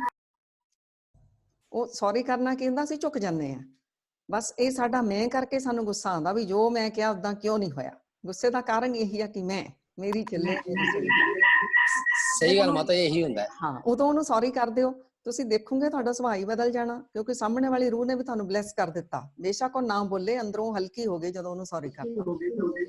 ਤੇ ਕਈ ਵਾਰੀ ਨਾ ਮੈਡੀਟੇਸ਼ਨ, ਜਿਵੇਂ ਤੁਸੀਂ ਦੱਸਿਆ ਸੀ, ਮੈਂ ਐਡਵਾਂਸ ਕੈਂਪ ਦੇ ਵਿੱਚ, ਅਗਰ ਆਪਾਂ ਸਾਹਮਣੇ ਸੋਰੀ ਨਹੀਂ ਮੰਗ ਸਕਦੇ, ਆਪਾਂ ਮਨ ਚ ਉਹਨਾਂ ਦਾ ਭਾਵ ਚ ਸੋਰੀ ਮੰਗ ਲਈਏ, ਫੀਲ ਕਰ ਲਈਏ, ਔਰ ਉਹਨਾਂ ਲਈ ਚੰਗੇ ਕੁਛ ਸੋਚੀਏ, ਕੁਛ ਕਰੀਏ, ਤੇ ਇਹ ਚੰਗਾ ਗੱਲ ਹੈ ਮਾਤਾ ਜੀ, ਮਾਫੀ ਮੰਗਣਾ। ਨਹੀਂ, ਇਹ ਤਾਂ ਹੈ ਹੀ ਮਾਫੀ, ਪਰ ਅਗਰ ਸਾਹਮਣੇ ਮੰਗ ਲਓ ਨਾ, ਇੱਕਦਮ ਤੁਹਾਡੇ ਪੁੰਨ ਵੱਧ ਜਾਣੇ ਨੇ। ਮਨ ਜੀ ਪੁੰਨ ਨਾਲ ਵਧਾਣੇ ਆ, ਕਿਉਂਕਿ ਮਾਫੀ ਮੰਗਣਾ ਬੜਾ ਵੱਡਾ ਪੁੰਨ ਬਣਦਾ ਹੈ। ਇਹ ਧਾਰਮਿਕ ਗ੍ਰੰਥਾਂ ਦੀ ਮੈਂ ਬੜੇ ਹੁਣ ਅੱਜ ਕੱਲ੍ਹ ਮੌਕਾ ਮਿਲ ਰਿਹਾ ਰਿਸਰਚ ਕਰਨ ਦਾ, ਬਹੁਤ ਕੁਛ ਜੋ ਵਿਦਵਾਨਾਂ ਨੇ ਲਿਖਿਆ ਆ, ਉਹ ਅੱਛੀਆਂ ਵੀ ਲੱਗ ਰਹੀਆਂ ਵੀ ਉਹ ਸਾਨੂੰ ਸਮਝਾਉਣ ਦੇ ਲਈ। ਕਿਉਂਕਿ ਮਾਫੀ ਮੰਗਣ ਦਾ ਮਤਲਬ ਅਸੀਂ ਝੁਕ ਗਏ, ਝੁਕਣਾ ਹੀ ਤਾਂ ਹੈ, ਅਸੀਂ ਸਿੱਖਣਾ ਆ। ਤੇ ਸਾਹਮਣੇ ਮੰਗਣ ਚ ਇਹੀ ਸਾਨੂੰ ਹੁੰਦਾ ਵੀ ਉਹ ਸਾਡਾ ਅੰਦਰਲਾ ਝੁਕਣਾ ਨਹੀਂ ਚਾਹੁੰਦਾ ਹੁੰਦਾ। ਉਹ ਮੰਗਣ ਚ ਤਾਂ ਇੱਕਦਮ ਅੰਦਰ ਤਾਂ ਬਹੁਤ ਕੁਛ ਰੂਹਾਨੀਅਤ ਤਰੱਕੀਆਂ ਹੋਣ ਲੱਗ ਜਾਣਗੀਆਂ, ਪਰ ਹੈ ਵੀ ਹਲੇ ਇੰਨੇ ਜੋਗੇ ਨਹੀਂ ਹੋਏ, ਤਾਂ ਦਿਲ ਕਰਕੇ ਮੰਗਣਾ ਸ਼ੁਰੂ ਕਰ ਦੋ, ਤਾਂ ਵੀ ਕਲਿਆਣ ਹੋ ਕੇ ਰਹਿਣਾ। ਵਾਹਿਗੁਰੂ ਜੀ ਕਾ ਖਾਲਸਾ, ਵਾਹਿਗੁਰੂ ਜੀ ਕੀ ਫਤਿਹ। ਹਾਂਜੀ ਮਾਤਾ ਜੀ, ਜਦੋਂ ਦਿਲ ਕਰਦਾ ਜੀ, ਜਦੋਂ ਦੇਖਿਆ ਵੀ ਅੱਜ ਪਾਠ ਕਰਨ ਨੂੰ ਦਿਲ ਕਰਦਾ ਜੀ, ਤੇ ਕਦੀ ਸੁਖਮਨੀ ਸਾਹਿਬ ਨੂੰ ਜੀ, ਤੇ ਮਾਤਾ ਜੀ ਜਦੋਂ ਨਹੀਂ ਕਰਦਾ ਜੀ, ਮਨ ਨੂੰ ਏਦਾਂ ਖਿੱਚ ਪੈਂਦੀ ਹੈ ਜੀ ਵੀ ਅੱਜ ਕਿਉਂ ਨਹੀਂ ਕੀਤਾ ਹੈਗਾ ਜੀ। ਹਾਂਜੀ, ਤੇ ਬਸ ਇਹੀ ਧਿਆਨ ਰਹਿੰਦਾ ਵੀ ਅੱਜ ਪਾਠ ਹੀ ਕਰੀਏ ਜੀ, ਸਾਰਾ ਦਿਨ ਪਾਠ ਹੀ ਕਰੀ ਜਾਈਏ, ਤੇ ਮਨ ਜਾਂ ਉੱਡਿਆ ਜਿਹਾ ਰਹਿੰਦਾ ਜੀ ਜਦ ਨਾ ਕਰੀਏ ਜੀ। ਹਾਂਜੀ, ਫਿਰ ਤੇ ਦੇਖ ਲਓ ਜੇ ਨਾ ਕਿੰਨੀ ਚੰਗੀ ਨਿਸ਼ਾਨੀ ਆ ਵੀ ਜਦੋਂ ਨਹੀਂ ਕਰਦੇ ਮਨ ਉੱਡਿਆ ਰਹਿੰਦਾ, ਮਤਲਬ ਤੁਹਾਡਾ ਅੰਦਰਲਾ ਸਿਸਟਮ, ਤੁਹਾਡੀ ਰੂਹ ਉਹ ਖੁਰਾਕ ਮੰਗ ਰਹੀ ਹੈ ਜੀ। ਫਿਰ ਉਹ ਆਪਣੇ ਆਪ ਨੂੰ ਫਿਰ ਅਸੀਂ ਸਾਰਿਆਂ ਨੇ ਸਮਝਾਉਣਾ, ਅਸੀਂ ਮੈਂ ਵੀ ਵਿੱਚ ਵੀ ਇਹ ਤਾਂ ਸ਼ੁਕਰ ਕਰੀਏ ਵੀ ਸਾਡਾ ਮਨ ਮੰਗ ਰਿਹਾ ਤਾਂ ਉਹਨੂੰ ਖੁਰਾਕ ਅਸੀਂ ਦਈਏ। ਅਗਲੇ ਸਾਹ ਦਾ ਸਾਨੂੰ ਪਤਾ ਹੀ ਨਹੀਂ ਆਵੇ ਕਿ ਨਾ ਆਵੇ, ਫਿਰ ਇੱਥੋਂ ਜਿੰਦ ਨਿਕਲ ਕੇ ਚਲੇ ਗਈ ਤਾਂ ਫਿਰ ਇਹਾ ਖਾਟ ਚਲੋ ਹਰ ਲਾਹਾ ਆਗੇ ਬਸਨ ਸੁਹੇਲਾ। ਤੇ ਇਹ ਤਾਂ ਵਧਾਈ ਏ ਮਿਲ ਕੇ। ਇਸ ਕਰਕੇ ਨਾ ਜਿਹੜੇ ਪੁਰਾਣੇ ਪੁਰਾਤਨ ਆਪਣੇ ਹੋਏ ਨੇ ਗੁਰਸਿੱਖ ਲੋਕ, ਮਹਾਂਪੁਰਖ ਕਹਿ ਲਓ, ਉਹ ਕੀ ਕਰਦੇ ਸੀਗੇ, ਭਾਈ 6 ਮਹੀਨੇ ਲਈ ਤੂੰ ਆਹ ਜਾਪ ਕਰ ਔਰ ਇੰਨਾ ਕਰ, ਮਤਲਬ ਇੱਕ ਵੀ ਨਹੀਂ ਨਾਗਾ ਪਾਣਾ 6 ਮਹੀਨੇ। ਜਦੋਂ ਇੰਨਾ ਹੋ ਜਾਣਾ ਫਿਰ ਉਹਦਾ ਵਧਾ ਦੇਣਾ ਵੀ ਇੰਨਾ ਜੋਗਾ ਕਰਨ ਜੋਗਾ ਹੋ ਗਿਆ, ਚਾਹੇ ਨਹੀਂ ਔਖਾ ਹੋ ਕੇ ਕੀਤਾ, ਚਾਹੇ ਸੌਖਾ ਹੋ ਕੇ, 6 ਮਹੀਨੇ ਹੁਣੇ ਪੱਕ ਗਿਆ, ਫਿਰ ਹੋਰ ਵਧਾ ਦੇਣਾ। ਇਹ ਏਦਾਂ ਕਰਕੇ, ਕਿਉਂਕਿ ਔਖਾ ਆ, ਆਖਣ ਔਖਾ ਸੱਚਾ ਨਾ, ਦੂਸਰੇ ਰਸ ਬੜੇ ਚੰਗੇ ਲੱਗਦੇ ਨੇ, ਫਜ਼ੂਲ ਸੋਚਣਾ ਬੜਾ ਚੰਗਾ ਲੱਗਦਾ ਆ, ਫਜ਼ੂਲ ਚਰਚਾ ਕਰਨੀ ਬੜੀ ਚੰਗੀ ਲੱਗਦੀ ਆ, ਇਹ ਹੈ ਔਖਾ ਕੰਮ, ਲੇਕਿਨ ਇਹ ਔਖੇ ਵਿੱਚ ਹੀ ਬਹੁਤ ਕੁਛ ਆ। ਸੋ ਸਾਰੇ ਜਾਣੇ ਵੀ ਆਪਣੇ ਆਪ ਨੂੰ ਹੁਣ ਸੋਚ ਲਓ ਵੀ ਆਪਾਂ ਇੰਨੇ ਦਿਨ ਆਹ ਕਰਨਾ ਹੀ ਕਰਨਾ, ਇੱਕ ਵੀ ਨਾਗਾ ਨਹੀਂ ਪਾਣਾ। ਫਿਰ ਹਾਂ, ਇਉਂ ਕੋਈ ਵੀ ਜੋ ਵੀ ਤੁਹਾਨੂੰ ਚੰਗਾ ਲੱਗਦਾ, ਜਪਜੀ ਸਾਹਿਬ, ਸੁਖਮਨੀ ਸਾਹਿਬ, ਮੂਲ ਮੰਤਰ, ਵਾਹਿਗੁਰੂ, ਚੌਪਾਈ ਸਾਹਿਬ, ਪੰਜਾਂ ਬਾਣੀਆਂ ਦੇ ਬਾਰ-ਬਾਰ ਅਭਿਆਸ ਕਰਨੇ, ਆਨੰਦ ਸਾਹਿਬ ਕਰਨਾ, ਜੋ ਚੰਗਾ ਲੱਗਦਾ। ਨਹੀਂ ਆ ਤਾਂ ਅੱਖਾਂ ਬੰਦ ਕਰਕੇ ਉਹਦੀ ਯਾਦ 'ਚ ਹੀ ਬੈਠਣਾ ਇੰਨਾ ਟਾਈਮ, ਸਵੇਰੇ ਸ਼ਾਮ ਘੰਟਾ ਬੈਠਣਾ। ਕੀ ਜਿੰਨਾ ਵੀ ਕਰ ਰਹੇ ਹੋ ਤਾਂ ਵਧਾਈਏ ਸਾਰੇ ਜਾਣੇ। ਤਾਂ ਕਈ ਵਾਰ ਪਰਿਵਾਰ ਮਿਲ ਕੇ ਫਿਕਸ ਕਰ ਲੈਂਦਾ ਹੁੰਦਾ, ਚਲੋ ਬਈ 40 ਦਿਨਾਂ ਵਿੱਚ ਅਸੀਂ ਇੰਨੇ ਪਾਠ ਕਰ ਲਈਏ। ਇਹ ਚੰਗੀਆਂ ਨਿਸ਼ਾਨੀਆਂ, ਇਹਨੂੰ ਕੁਛ ਨਾ ਤੁਸੀਂ ਰਿਚੁਅਲ ਗਿਣੋ। ਪਹਿਲਾਂ ਰਿਚੁਅਲ ਵੀ ਹੋਣਾ ਪੈਂਦਾ ਅੰਦਰ ਜਾ ਕੇ, ਕਿਤੇ ਐਵੇਂ ਉਹਦੇ ਨਾਲ ਹਲਚਲ ਹੋਣੀ ਸ਼ੁਰੂ ਹੋਣੀ ਆ। ਇੰਨੇ ਅਸੀਂ ਜੜ ਬਣੇ ਪਏ ਆ, ਪਹਿਲਾਂ ਰਿਚੁਅਲ ਬਣ ਕੇ ਕਰੋ, ਫਿਰ ਪ੍ਰੇਮ ਫਿਰ ਆਪਣੇ ਆਪ ਖਿੱਚੂਗਾ, ਜਿਵੇਂ ਤੁਹਾਨੂੰ ਪਰਮਾਤਮਾ ਦਾ ਪ੍ਰੇਮ ਖਿੱਚ ਰਿਹਾ। ਭਾਗਾਂ ਵਾਲੇ ਹੋ ਤੁਸੀਂ। ਮਾਤਾ ਜੀ, ਜਿਵੇਂ ਬੱਚੇ ਬਾਹਰ ਗਏ ਹੋਏ ਨੇ ਨਾ, ਤੇ ਕਈ ਵਾਰੀ ਹੁਣ ਧਿਆਨ ਚਾਹੁੰਦਾ ਹੈ, ਕੋਸ਼ਿਸ਼ ਕਰੀਦੀ ਕਿ ਮਹਾਰਾਜ ਜੀ ਨੇ ਜੋ ਕੀਤਾ ਬਹੁਤ ਅੱਛਾ ਕੀਤਾ ਹੈ, ਜਿੱਥੇ ਰੱਖਣਗੇ ਅੱਛਾ ਰੱਖਣਗੇ, ਪਰ ਥੋੜੀ ਜਿਹੀ ਫਿਕਰ। ਇਹ ਬੱਚਿਆਂ ਦਾ ਧਿਆਨ ਆਣਾ ਹੀ ਹੈ, ਇਹ ਕੋਈ ਗਲਤ ਗੱਲ ਨਹੀਂ ਆ ਜੇ ਧਿਆਨ ਆਉਂਦਾ ਬੱਚਿਆਂ ਦਾ। ਬਸ ਜਦੋਂ ਧਿਆਨ ਆਉਂਦਾ ਉਦੋਂ ਭਲਾ ਹੀ ਮੰਗੋ, ਕਹੋ ਵਾਹਿਗੁਰੂ ਜੀ ਤੁਸੀਂ ਮੇਰਾ ਭਰਿਆ ਹੱਥ ਰੱਖੋ। ਨਾਲੇ ਵਾਹਿਗੁਰੂ ਚੇਤੇ ਆ ਗਿਆ, ਨਾਲੇ ਬੱਚੇ ਨੂੰ ਬਲੈਸਿੰਗਸ ਮਿਲ ਗਈਆਂ। ਜਿੰਨੀ ਵਾਰ ਚੇਤਾ ਆਉਂਦਾ ਉਨੀ ਵਾਰ ਕਹੋ ਵਾਹਿਗੁਰੂ ਜੀ ਬੱਚੇ ਤੇ ਮਿਹਰ ਭਰੇ ਹੱਥ ਰੱਖੋ, ਵਾਹਿਗੁਰੂ ਜੀ ਬੱਚੇ ਤੇ ਮਿਹਰ ਭਰੇ ਹੱਥ ਰੱਖੋ। ਸੋ ਤੁਹਾਡਾ ਹੀ ਬੱਚਾ ਆ, ਏਦਾਂ ਵੀ ਬੋਲੀ ਜਾਣਾ, ਫਿਰ ਆਪਣਾ ਉਹ ਜਿਹੜਾ ਕਨੈਕਸ਼ਨ ਘਟ ਕੇ ਵਾਹਿਗੁਰੂ ਦੇ ਨਾਲ ਜ਼ਿਆਦਾ ਜੁੜੀ ਜਾਊਗਾ। ਕੋਈ ਗੱਲ ਨਹੀਂ, ਭਾਵੇਂ 100 ਵਾਰ ਯਾਦ ਆਵੇ ਬੱਚਾ, ਨਾਲ ਕਹਿਣਾ ਵਾਹਿਗੁਰੂ ਜੀ ਸਿਰ ਤੇ ਮਿਹਰ ਭਰੇ ਹੱਥ ਰੱਖੋ। ਜੋ ਵੀ ਬੱਚੇ ਨੂੰ, ਕਿਸੇ ਨੂੰ ਰੋਗ ਆ ਸਕਦਾ, ਕਿਸੇ ਦੇ ਬੱਚੇ ਨੂੰ ਕਸ਼ਟ ਆ ਸਕਦਾ, ਕੋਈ ਵਿਘਨ ਆ ਸਕਦਾ, ਕੋਈ ਪ੍ਰੋਬਲਮ ਆ ਸਕਦੀ ਆ, ਸੋ ਨਾਲ ਲੋ ਕਹਿਣਾ ਵਾਹਿਗੁਰੂ ਜੀ ਤੁਸੀਂ ਹੋਈ ਹੋ ਸਾਰਾ ਕੁਝ ਕਰਨ ਵਾਲੇ। ਤਾਂ ਤੁਹਾਨੂੰ ਵੀ ਤਸੱਲੀ ਰਹੂਗੀ, ਤੁਹਾਡੇ ਬੱਚੇ ਨੂੰ ਵੀ ਪਰਮਾਤਮਾ ਦੀ ਸ਼ਕਤੀ ਮਿਲੇਗੀ। ਮਾਤਾ ਜੀ, ਬਿਜ਼ਨਸ ਦੇ ਵਿੱਚ ਕਿਸ ਤਰ੍ਹਾਂ ਇਸ ਤਰ੍ਹਾਂ ਹੁੰਦਾ ਹੈ ਕਿ ਜੇ ਅਸੀਂ ਕੰਪੀਟੀਟਰ ਦੇ ਨਾਲ ਥੋੜਾ ਅੱਗੇ ਨਹੀਂ ਕੁਝ ਬੋਲਦੇ, ਜਾਂ ਕੰਪੀਟੀਟਰ ਸਾਨੂੰ ਥੋੜਾ ਨੀਵਾਂ ਸਮਝਦਾ, ਜੇ ਅਸੀਂ ਚੁੱਪ ਕਰਕੇ ਰਹਿੰਦੇ ਹਾਂ, ਅਸੀਂ ਨਹੀਂ ਉਹਦੇ ਨਾਲ ਕੋਈ ਗੱਲ ਕਰਨਾ ਚਾਹੁੰਦੇ, ਤੇ ਉਹ ਥੋੜਾ ਜਿਹਾ ਫੀਲ ਹੁੰਦਾ ਵੀ ਆਪਣੇ ਆਪ ਨੂੰ ਸਾਡੀ ਨਹੀਂ, ਸਾਡੀ ਚੁੱਪ ਨੂੰ ਅਗਲਾ ਕਹਿੰਦਾ ਵੀ ਤੁਸੀਂ ਠੀਕ, ਤੁਸੀਂ ਬਿਜ਼ਨਸ ਦੇ ਵਿੱਚ ਫਾਸਟ ਚੱਲ ਨਹੀਂ ਸਕਦੇ। ਅਸੀਂ ਆਪਣਾ ਕੰਮ ਕਰਦੇ ਹਾਂ, ਅੱਛੇ ਕੰਮ ਕਰਦੇ ਹਾਂ, ਬਟ ਸਾਡੀ ਚੁੱਪ ਨੂੰ ਇਹ ਸਮਝਦੇ ਨੇ ਕਿ ਕੰਮ ਜਿਹੜਾ ਥੋੜਾ ਜਿਹਾ ਸਲੋ ਕਰਦੇ ਨੇ, ਉਹ ਥੋੜਾ ਜਿਹਾ। ਦੇਖੋ, ਤੁਹਾਡਾ ਕੰਮ ਦੀ ਕੁਆਲਿਟੀ ਬੋਲੇਗੀ, ਤੁਹਾਡੇ ਗੁਣ ਬੋਲਣਗੇ। ਹਮੇਸ਼ਾ ਹੀ ਤੁਹਾਡੇ ਗੁਣ, ਤੁਹਾਡੀ ਕੁਆਲਿਟੀ ਬੋਲਦੀ ਆ, ਕਿਸੇ ਨੂੰ ਦੱਸ ਕੇ ਨਹੀਂ ਬੋਲਿਆ ਜਾਂਦਾ। ਇੱਕ ਦੋ ਵਾਰ ਚੀਜ਼ ਮਾਲ ਲੈ ਲਓ, ਕੁਛ ਲੈ ਲਓ, ਕਹਿੰਦੇ ਨਹੀਂ ਉਹ ਚਾਹੇ ਮਹਿੰਗਾ ਦੇ ਰਿਹਾ, ਉਹਦੇ ਕੋਲ ਲਓ ਵਧੀਆ ਦੇ ਰਿਹਾ। ਸਾਰਿਆਂ ਦਾ ਸਾਡਾ ਏਦਾਂ ਦਾ ਐਕਸਪੀਰੀਅੰਸ ਆ ਨਾ, ਤੇ ਨਕਲੀ ਚੀਜ਼ ਨਹੀਂ ਅਸੀਂ ਲੈਣਾ ਚਾਹੁੰਦੇ। ਸੋ ਆਪਣਾ ਕੰਮ, ਆਪਣੀ ਕੁਆਲਿਟੀ, ਆਪਣੇ ਗੁਣ ਉਹ ਵਧਾਓ, ਉਹ ਤਾਂ ਆਪੇ ਚੁੱਪ ਹੋ ਜਾਣਾ। ਮਾਤਾ ਜੀ, ਥੋੜਾ ਜਿਹਾ ਜਿਵੇਂ ਹੁਣ ਗੁੱਸੇ ਦੇ ਉੱਪਰ ਉਹਨੇ ਵੀਰ ਜੀ ਗੱਲ ਕਰ ਰਹੇ ਸੀ, ਹੁਣ ਜਿਵੇਂ ਆਫਿਸ ਜਾਈਦਾ ਹੈ, ਅਸੀਂ ਗੁੱਸਾ ਨਹੀਂ ਕਰਨਾ ਚਾਹੁੰਦੇ, ਹਾਂਜੀ, ਲੇਕਿਨ ਸਾਹਮਣੇ ਕੋਈ ਕੁਲੀਗ ਐਸਾ ਹੈ ਕਿ ਉਹ ਜਾਣਬੁੱਝ ਕੇ ਕੋਈ ਸਿਚੁਏਸ਼ਨ ਐਸੀ ਪੈਦਾ ਕਰ ਦਿੰਦਾ ਹੈ ਕਿ ਉਹਨੂੰ ਗੁੱਸੇ ਨਾਲ ਸਮਝਾਉਣਾ ਪੈਂਦਾ ਹੈ ਉਸ ਚੀਜ਼ ਨੂੰ, ਔਰ ਉਹਦੇ ਵਿੱਚ ਮੈਨੂੰ ਨਜ਼ਰ ਆ ਰਿਹਾ ਹੁੰਦਾ ਹੈ ਕਿ ਵੀ ਅਗਰ ਮੈਂ ਗੁੱਸਾ ਕਰਾਂਗਾ ਔਰ ਮੇਰੇ ਗੁੱਸਾ ਕਰਨ ਨਾਲ ਇਹ ਵਾਲਾ ਇਹ ਕੰਮ ਕਰ ਦੇਗਾ ਤੇ ਉਹਦੇ ਨਾਲ 2-3 ਜਣਿਆਂ ਦਾ ਭਲਾ ਹੀ ਹੋਏਗਾ। ਉਹ ਸੋਚ ਕੇ ਮਤਲਬ ਗੁੱਸਾ ਇਸ ਤਰ੍ਹਾਂ ਹੋ ਜਾਂਦਾ ਹੈ, ਉਹਨੂੰ ਕਿਸ ਉਸੇ ਲਈਏ। ਦੇਖੋ, ਇਸ ਤਰ੍ਹਾਂ ਆ ਕਿ ਜਦੋਂ ਅਸੀਂ ਗੁੱਸੇ ਦੇ ਨਾਲ ਕੰਮ ਕਿਸੇ ਦਾ ਕਰਾਨੇ, ਉਹ ਕਰ ਦਿੰਦਾ, ਇਹ 'ਚ ਕੋਈ ਸ਼ੱਕ ਨਹੀਂ। ਗੁੱਸੇ ਨਾਲ ਬੋਲ ਕੇ ਛੇਤੀ ਕੰਮ ਹੋ ਜਾਂਦਾ, ਇਹ 'ਚ ਕੋਈ ਸ਼ੱਕ ਨਹੀਂ। ਪਰ ਹੋਇਆ ਕਿ ਉਹ ਤੁਹਾਨੂੰ ਪਿਆਰ ਨਹੀਂ ਕਰ ਰਿਹਾ, ਤੁਹਾਡੀ ਰਿਸਪੈਕਟ ਨਹੀਂ ਕਰ ਰਿਹਾ, ਅੰਦਰੋਂ ਹੇਟਰਡ ਵੱਧ ਰਹੀ ਹੈ ਉਹਦੇ ਮਨ 'ਚ ਤੁਹਾਡੇ ਲਈ। ਸੋ ਆਪ ਵੀ ਅਸੀਂ ਮੈਲੇ ਹੋਏ, ਅਸੀਂ ਦੁਖੀ ਵੀ ਹੋਏ, ਰੋਗ ਵੀ ਲਾਇਆ ਆਪਣੇ। ਸਿਚੁਏਸ਼ਨ ਐਸੀ ਬਣ ਗਈ ਕਿ ਉਹ ਉੱਥੇ ਇੱਕ ਇੰਚਾਰਜ ਦਾ ਕੰਮ ਉਹ ਸੰਭਾਲ ਰਿਹਾ ਸੀ, ਨੂੰ ਉਹਨਾਂ ਨੇ ਉੱਥੇ ਹੀ ਲਗਾਤਾ ਉਸੀ ਜਗ੍ਹਾ ਤੇ। ਹੁਣ ਉਸਨੂੰ ਇਹ ਪ੍ਰੋਬਲਮ ਹੋ ਗਈ ਕਿ ਵੀ ਇਹ ਮੇਰੇ ਉੱਪਰ ਆ ਗਏ ਆ, ਮੈਨੂੰ ਪੁੱਛਣ ਬਈ ਮੈਂ ਜੋ ਪਹਿਲੇ ਕੱਲਾ ਚੌਧਰੀ ਬਣ ਕੇ ਕੰਮ ਕਰਦਾ ਸੀ, ਹੁਣ ਮੈਂ ਉਹ ਨਹੀਂ ਕਰ ਪਾ ਰਿਹਾ। ਤੇ ਉਸੇ ਚ ਮੇਰਾ ਤੇ ਕੋਈ ਕਸੂਰ ਨਹੀਂ ਨਾ। ਅਗਰ ਮੈਂ ਜਿੱਥੇ ਨੌਕਰੀ ਕਰਨ ਜਾ ਰਿਹਾ, ਮੈਂ ਆਪਣੀ ਨੌਕਰੀ ਨੂੰ ਆਪਣੀ ਇਮਾਨਦਾਰੀ ਨਾਲ ਕਰਨਾ ਹੈ। ਮੈਨੂੰ ਜਿਹੜੇ ਕੰਮ ਮਿਲੇ ਨੇ ਮੈਂ ਆਪਣੀ ਇਮਾਨਦਾਰੀ ਨਾਲ ਉਸਨੂੰ ਨਿਭਾਣੇ ਨੇ। ਹੁਣ ਉਹ ਬੰਦਾ ਕੰਮ ਚੋਰੀ ਕਰਦਾ ਹੈ, ਮੈਨੂੰ ਉਹ ਪਸੰਦ ਨਹੀਂ ਹੈ, ਤੇ ਮੈਂ ਉਸ ਚੀਜ਼ ਨੂੰ ਕਰਨ ਵਾਸਤੇ ਉਹਨੂੰ ਬੋਲਣਾ, ਉਹ ਮੇਰੀ ਨਹੀਂ ਸੁਣਦਾ। ਉਹਦੇ ਵਾਸਤੇ ਮੈਂ ਅੰਕਲ ਨੂੰ ਕੰਪਲੇਂਟ ਕਰਕੇ ਮੈਂ ਉਸ ਕੰਮ ਨੂੰ ਕਰਾਣਾ, ਜਾਂ ਉਹਦੇ ਨਾਲ ਥੋੜਾ ਜਿਹਾ ਗੁੱਸਾ ਵੀ ਕਰਨਾ ਪੈਂਦਾ ਹੈ। ਪਰ ਉਹਦੇ ਦੂਸਰਿਆਂ ਦੇ ਭਲੇ ਹੋ ਜਾਂਦੇ ਨੇ ਕਿ ਜਿਨ੍ਹਾਂ ਦੇ ਕੰਮ ਹੋਣੇ ਹੁੰਦੇ ਨੇ ਉਹਨਾਂ ਦੇ ਕੰਮ ਹੋ ਗਏ। ਬਟ ਮੈਂ ਤੇ ਗੁੱਸਾ ਨਹੀਂ ਕਰਨਾ ਚਾਹ ਰਿਹਾ, ਲੇਕਿਨ ਮੈਨੂੰ ਫਿਰ ਵੀ ਕਰਨਾ ਪੈ ਰਿਹਾ ਉਹਦੇ ਨਾਲ। ਹਾਂ, ਤੁਸੀਂ ਆਪਣੇ ਸੀਨੀਅਰ ਨੂੰ ਦੱਸ ਰਹੇ ਹੋ, ਅੰਕਲ ਨੂੰ, ਜੋ ਵੀ ਨੇ ਤੁਹਾਡੇ, ਉਹ ਬਿਲਕੁਲ ਤੁਸੀਂ ਠੀਕ ਕਰ ਰਹੇ ਹੋ, ਕਿਉਂਕਿ ਉਹਨਾਂ ਦੇ ਕੰਮ ਦਾ ਫਿਰ ਨੁਕਸਾਨ ਹੋ ਰਿਹਾ ਜਾਂ ਦੂਸਰਿਆਂ ਦਾ ਵੀ ਹੋ ਰਿਹਾ। ਲੇਕਿਨ ਤੁਸੀਂ ਹੁਣ ਥੋੜਾ ਉਹਦੇ ਨਾਲ ਥੋੜਾ ਫਰੈਂਡਲੀ ਵੀ ਹੋਣਾ ਸ਼ੁਰੂ ਹੋ ਜਾਓ। ਉਹਦੇ ਕੰਧੇ ਤੇ ਹੱਥ ਰੱਖੋ, ਉਹਨੂੰ ਧਰਮ ਦੀ ਗੱਲ ਤਰੀਕੇ ਨਾਲ ਸਮਝਾਓ, ਉਹਨੂੰ ਕਹੋ ਵੀ ਇੱਥੋਂ ਸਾਨੂੰ ਪੇ ਦਿੱਤੀ ਜਾ ਰਹੀ ਆ, ਅਸੀਂ ਜੇ ਆਪਣਾ ਕੰਮ ਓਨੈਸਟ ਹੋ ਕੇ ਨਹੀਂ ਕਰ ਰਹੇ, ਸਾਡੇ ਤੇ ਭਾਰ ਪੈ ਰਿਹਾ। ਇਹ ਵੀ ਤਰੀਕਾ ਹੈ ਨਾ ਉਹਨੂੰ ਸਮਝਾਉਣ ਦਾ। ਇੱਕ ਦਿਨ ਨਹੀਂ ਸਮਝੂਗਾ, ਹੌਲੀ ਹੌਲੀ ਉਹ ਸਮਝੂਗਾ, ਕਿਉਂਕਿ ਉਹਦਾ ਸੁਭਾਅ ਬਣਿਆ ਹੋਇਆ ਕੰਮ ਚੋਰ ਹੋਣ ਦਾ। ਉਹ ਕੰਮ ਚੋਰ ਨੂੰ ਵੀ ਬਦਲਣ ਲਈ ਤੁਹਾਨੂੰ ਮਿਹਨਤ ਕਰਨੀ ਪੈਣੀ ਹੈ, ਤਾਂ ਕਿ ਉਹ ਸੁੰਦਰ ਮਾਹੌਲ ਵੀ ਬਣ ਜਾਵੇ, ਤਾਂ ਉੱਥੇ ਦੀ ਆਊਟਪੁੱਟ ਵੀ ਠੀਕ ਹੋ ਜਾਵੇ ਔਰ ਤੁਹਾਡਾ ਰਿਲੇਸ਼ਨ ਵੀ ਅੱਛਾ ਹੋ ਜਾਵੇ। माता जी एक सवाल में मैं आप जी जवाब देना जी। हाँ जी। कि मेरी उम्र वड्डी है और मैंने बड़े महापुरुषों के दर्शन भी होए ने और गुरु साहब ने बड़ी कृपा की थी। कोई चमत्कारी गल्लां भी जीवन विच होईयां जिहड़ियां कि प्रत्यक्ष दिसदियां सन। हाँ जी। पर हुण इंज है कि किसी दिन ते सवेर तो ही मन इतना खेड़े च रहिंदा है, सवेर तो शाम तक बंदा प्रभु दे गुणां नूं याद करदा, ओहदे रस च ही रहिंदा। पर कोई दिन ऐसा निकलदा है कि जदों कि बंदा बिल्कुल उपरामता विच ही मन उस पासे जांदा नहीं। मतलब एक बाद नितनेम हो जाता है, लेकिन वो जो लगन जो रस दे नाल जो 2-4 दिन जिस तरह लगे रहे, ਉਹਦੇ ਚ ਇੱਕ ਰੁਕਾਵਟ ਆ ਜਾਂਦੀ ਹੈ। ਇਹ ਮਨੋਦਸ਼ਾ ਦੇ ਬਾਰੇ ਚ ਕੁਝ ਚਾਨਣ ਪਾਓ, ਇਹਨੂੰ ਕਿਸ ਤਰ੍ਹਾਂ ਠੀਕ ਕੀਤਾ ਜਾ ਸਕਦਾ ਹੈ? ਹਾਂਜੀ, ਇੱਕ ਤਾਂ ਇਹ ਚੰਗੇ ਲਈ ਵੀ ਹੁੰਦਾ ਕਈ ਵਾਰ, ਤਾਂ ਜਿਹੜਾ ਰੁਕਾਵਟ ਆਉਂਦੀ ਹੈ ਉਹਦੇ ਵਿੱਚ ਕਿਤੇ ਨਾ ਕਿਤੇ ਕਈ ਵਾਰ ਸਾਨੂੰ ਅਗਰ ਰੋਜ਼ ਹੀ ਰਸ ਬਣਿਆ ਰਵੇ ਨਾ, ਫਿਰ ਸਾਨੂੰ ਲੱਗਦਾ ਮੈਂ ਤਾਂ ਜਦੋਂ ਬੈਠਦਾ ਮੈਨੂੰ ਰਸ ਆ ਜਾਂਦਾ। ਉਹ ਕਿਤੇ ਨਾ ਕਿਤੇ ਸਾਡੀ ਸੂਖਸ਼ਮ ਹਉਮੈ ਮੈਲ ਕੱਟਣ ਲਈ ਵੀ ਇਹ ਘਟਨਾਵਾਂ ਸਾਡੇ ਜੀਵਨ ਵਿੱਚ ਆਉਂਦੀਆਂ ਨੇ। ਦੂਸਰਾ, ਮਾਇਆ ਪਲ ਪਲ ਖੜੀ ਹੈ ਸਾਡੇ ਨਾਲ, ਉਹ ਮਾਇਆ ਹੀ ਸਾਨੂੰ ਹਟਾ ਦਿੰਦੀ ਆ ਵੀ ਹੁਣ ਉਹਦੇ ਲਈ ਬੇਨਤੀਆਂ ਹੀ ਆ, ਹੋਰ ਕੋਈ ਹੱਲ ਨਹੀਂ ਆ। ਕਿ ਗੁਰੂ ਮਹਾਰਾਜ ਉਹ ਨਾਲ ਜਦੋਂ ਰਸ ਆਇਆ ਉਦੋਂ ਤਾਂ ਇੰਨਾ ਗੁਣਾ ਸ਼ੁਕਰਾਨਾ ਕਰੀਏ ਕਿ ਪਰਮਾਤਮਾ ਹੀ ਰਸ ਦੇ ਸਕਦਾ, ਸਾਡਾ ਗੁਰੂ ਹੀ ਸਾਨੂੰ ਇਹ ਰਸ ਦੇ ਸਕਦਾ।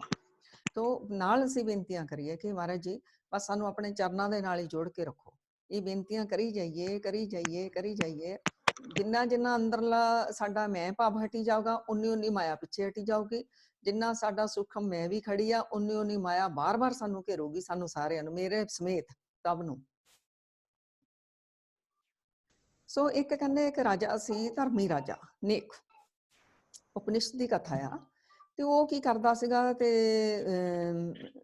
ਬ੍ਰਾਹਮਣਾਂ ਨੂੰ ਭੋਜਨ ਖਿਲਾਉਂਦਾ ਹੁੰਦਾ ਸੀ। ਤਾਂ 100 ਅੰਨੇ ਵੀ ਸੀਗੇ ਉਹਦੇ ਰਾਜ ਦੇ ਵਿੱਚ। 100 ਅੰਨਿਆਂ ਨੂੰ ਡੇਲੀ ਉਹਨੇ ਭੋਜਨ ਛਕਾਉਣਾ, ਨਾਲ ਖੀਰ ਬਣਾ ਕੇ, ਵੀ ਇਹਨਾਂ ਨੂੰ ਚਲੋ ਨਜ਼ਰ ਤਾਂ ਨਹੀਂ ਆਉਂਦਾ, ਪਰ ਇਹਨਾਂ ਨੂੰ ਨਾ ਕੱਪੜੇ ਦੀ ਕਮੀ ਰਵੇ ਤੇ ਨਾ ਹੀ ਇਹਨਾਂ ਨੂੰ ਏਦਾਂ ਹੋਵੇ ਵੀ ਭੋਜਨ ਵੀ ਵਧੀਆ, ਨਾਲ ਖੀਰ ਜ਼ਰੂਰ ਬਣਾ ਕੇ ਖਿਲਾਣੀ। ਸਿਲਸਿਲਾ ਚੱਲਦਾ ਰਿਹਾ, ਨੇਕ ਇਮਾਨਦਾਰੀ ਨਾਲ ਖਿਲਾਉਂਦਾ ਸੀਗਾ, ਕੋਈ ਪੁੰਨ ਖੱਟਣ ਲਈ ਵੀ ਨਹੀਂ, ਵੈਸੇ ਹੀ ਮਨ 'ਚ ਸੀ ਵੀ ਇਹਨਾਂ ਨੂੰ ਸੋਹਣਾ ਖਾਣਾ ਮਿਲਣਾ ਚਾਹੀਦਾ। ਤਾਂ ਜਦੋਂ ਖਾਣਾ ਖਿਲਾਣਾ, ਰਾਜੇ ਨੇ ਆਪ ਵਰਤਾਣਾ ਅੰਨਿਆਂ ਨੂੰ। ਉੱਦਾਂ ਇੰਨੇ ਭੋਜ ਚੱਲਦੇ ਸੀ, ਕਦੇ ਨਹੀਂ ਸੀ ਆਪ ਵਰਤਾਂਦਾ, ਲੇਕਿਨ ਉਹਨਾਂ ਨੂੰ ਆਪਣੇ ਹੱਥੀਂ ਖਿਲਾਣਾ। ਤੇ ਉਹ ਵੀ ਖੁਸ਼, ਰਾਜਾ ਵੀ ਖੁਸ਼, ਪ੍ਰਜਾ ਵੀ ਕਿੰਨਾ ਧਰਮੀ ਰਾਜਾ ਆ। ਇੱਕ ਦਿਨ ਫਿਰ ਕੀ ਹੋਇਆ, ਜਦੋਂ ਵੱਡੇ ਸਾਰੇ ਕੜਾਹਿਆਂ ਦੇ ਵਿੱਚ ਜਿੱਥੇ ਖੀਰ ਬਣ ਰਹੀ ਸੀਗੀ, ਉੱਥੇ ਕੁਛ ਏਦਾਂ ਦਾ ਡਿੱਗ ਗਿਆ, ਕਈ ਸੱਪ ਲਿਖਦੇ ਨੇ, ਕਈ ਕੁਛ ਹੋਰ ਲਿਖਦੇ ਨੇ, ਮਤਲਬ ਵਿੱਚ ਜ਼ਹਿਰ ਚਲੀ ਗਈ। ਰਾਜੇ ਨੇ, ਜਿਹੜੇ ਬਾਵਰਚੀ ਖਾਣਾ ਬਣਾ ਰਹੇ ਸੀ, ਉਹਨਾਂ ਨੂੰ ਵੀ ਨਹੀਂ ਸੀ ਪਤਾ। ਜਿਹੜਾ ਰਾਜਾ ਸੀ ਉਹਨੇ ਵੀ ਉਸੇ ਤਰ੍ਹਾਂ ਹੀ ਪ੍ਰੇਮ ਦੇ ਨਾਲ ਪਰੋਸਿਆ, ਲੇਕਿਨ 100 ਦੇ 100 ਅੰਨੇ ਖੀਰ ਖਾ ਕੇ ਮਰ ਗਏ। ਹੁਣ ਜਿਹੜਾ ਧਰਮਰਾਜ ਆ, ਜਾਂ ਤੁਸੀਂ ਲਾ ਲਓ, ਤੁਸੀਂ ਸਾਰੇ ਧਰਮਰਾਜ, ਮਤਲਬ ਸਾਡੇ ਵੀ ਅੰਦਰ ਇੱਕ ਨਿਆਂ ਕਰਨ ਦੀ, ਸਾਰਿਆਂ ਦੇ ਅੰਦਰ ਉਸ ਸੀਟ ਤੇ ਅਸੀਂ ਬੈਠੇ ਹੁੰਦੇ ਹਾਂ। ਹੁਣ ਤੁਸੀਂ ਕਿਹਨੂੰ ਸਜ਼ਾ ਦੋਗੇ?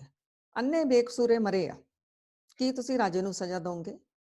ਕੀ ਤੁਸੀਂ ਕਿਚਨ 'ਚ ਜਿਹੜਾ ਬਾਵਰਚੀ ਖਾਣਾ ਬਣਾਇਆ, ਖੀਰ ਬਣਾਈ, ਉਹਨੂੰ ਸਜ਼ਾ ਦੋਗੇ? ਕਿਹਨੂੰ ਸਜ਼ਾ ਦੋਗੇ?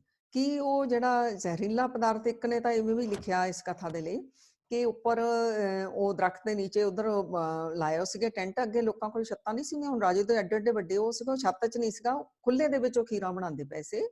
ਤੇ ਦਰਖਤ ਦੇ ਉੱਤੇ ਕਿਤੇ ਇੱਲ ਆਈ, ਉਹ ਸੱਪ ਨੂੰ ਨੋਚ ਕੇ ਖਾ ਰਹੀ ਸੀ, ਸੱਪ ਦਾ ਜ਼ਹਿਰ ਖੀਰ ਵਿੱਚ ਡਿੱਗ ਗਿਆ।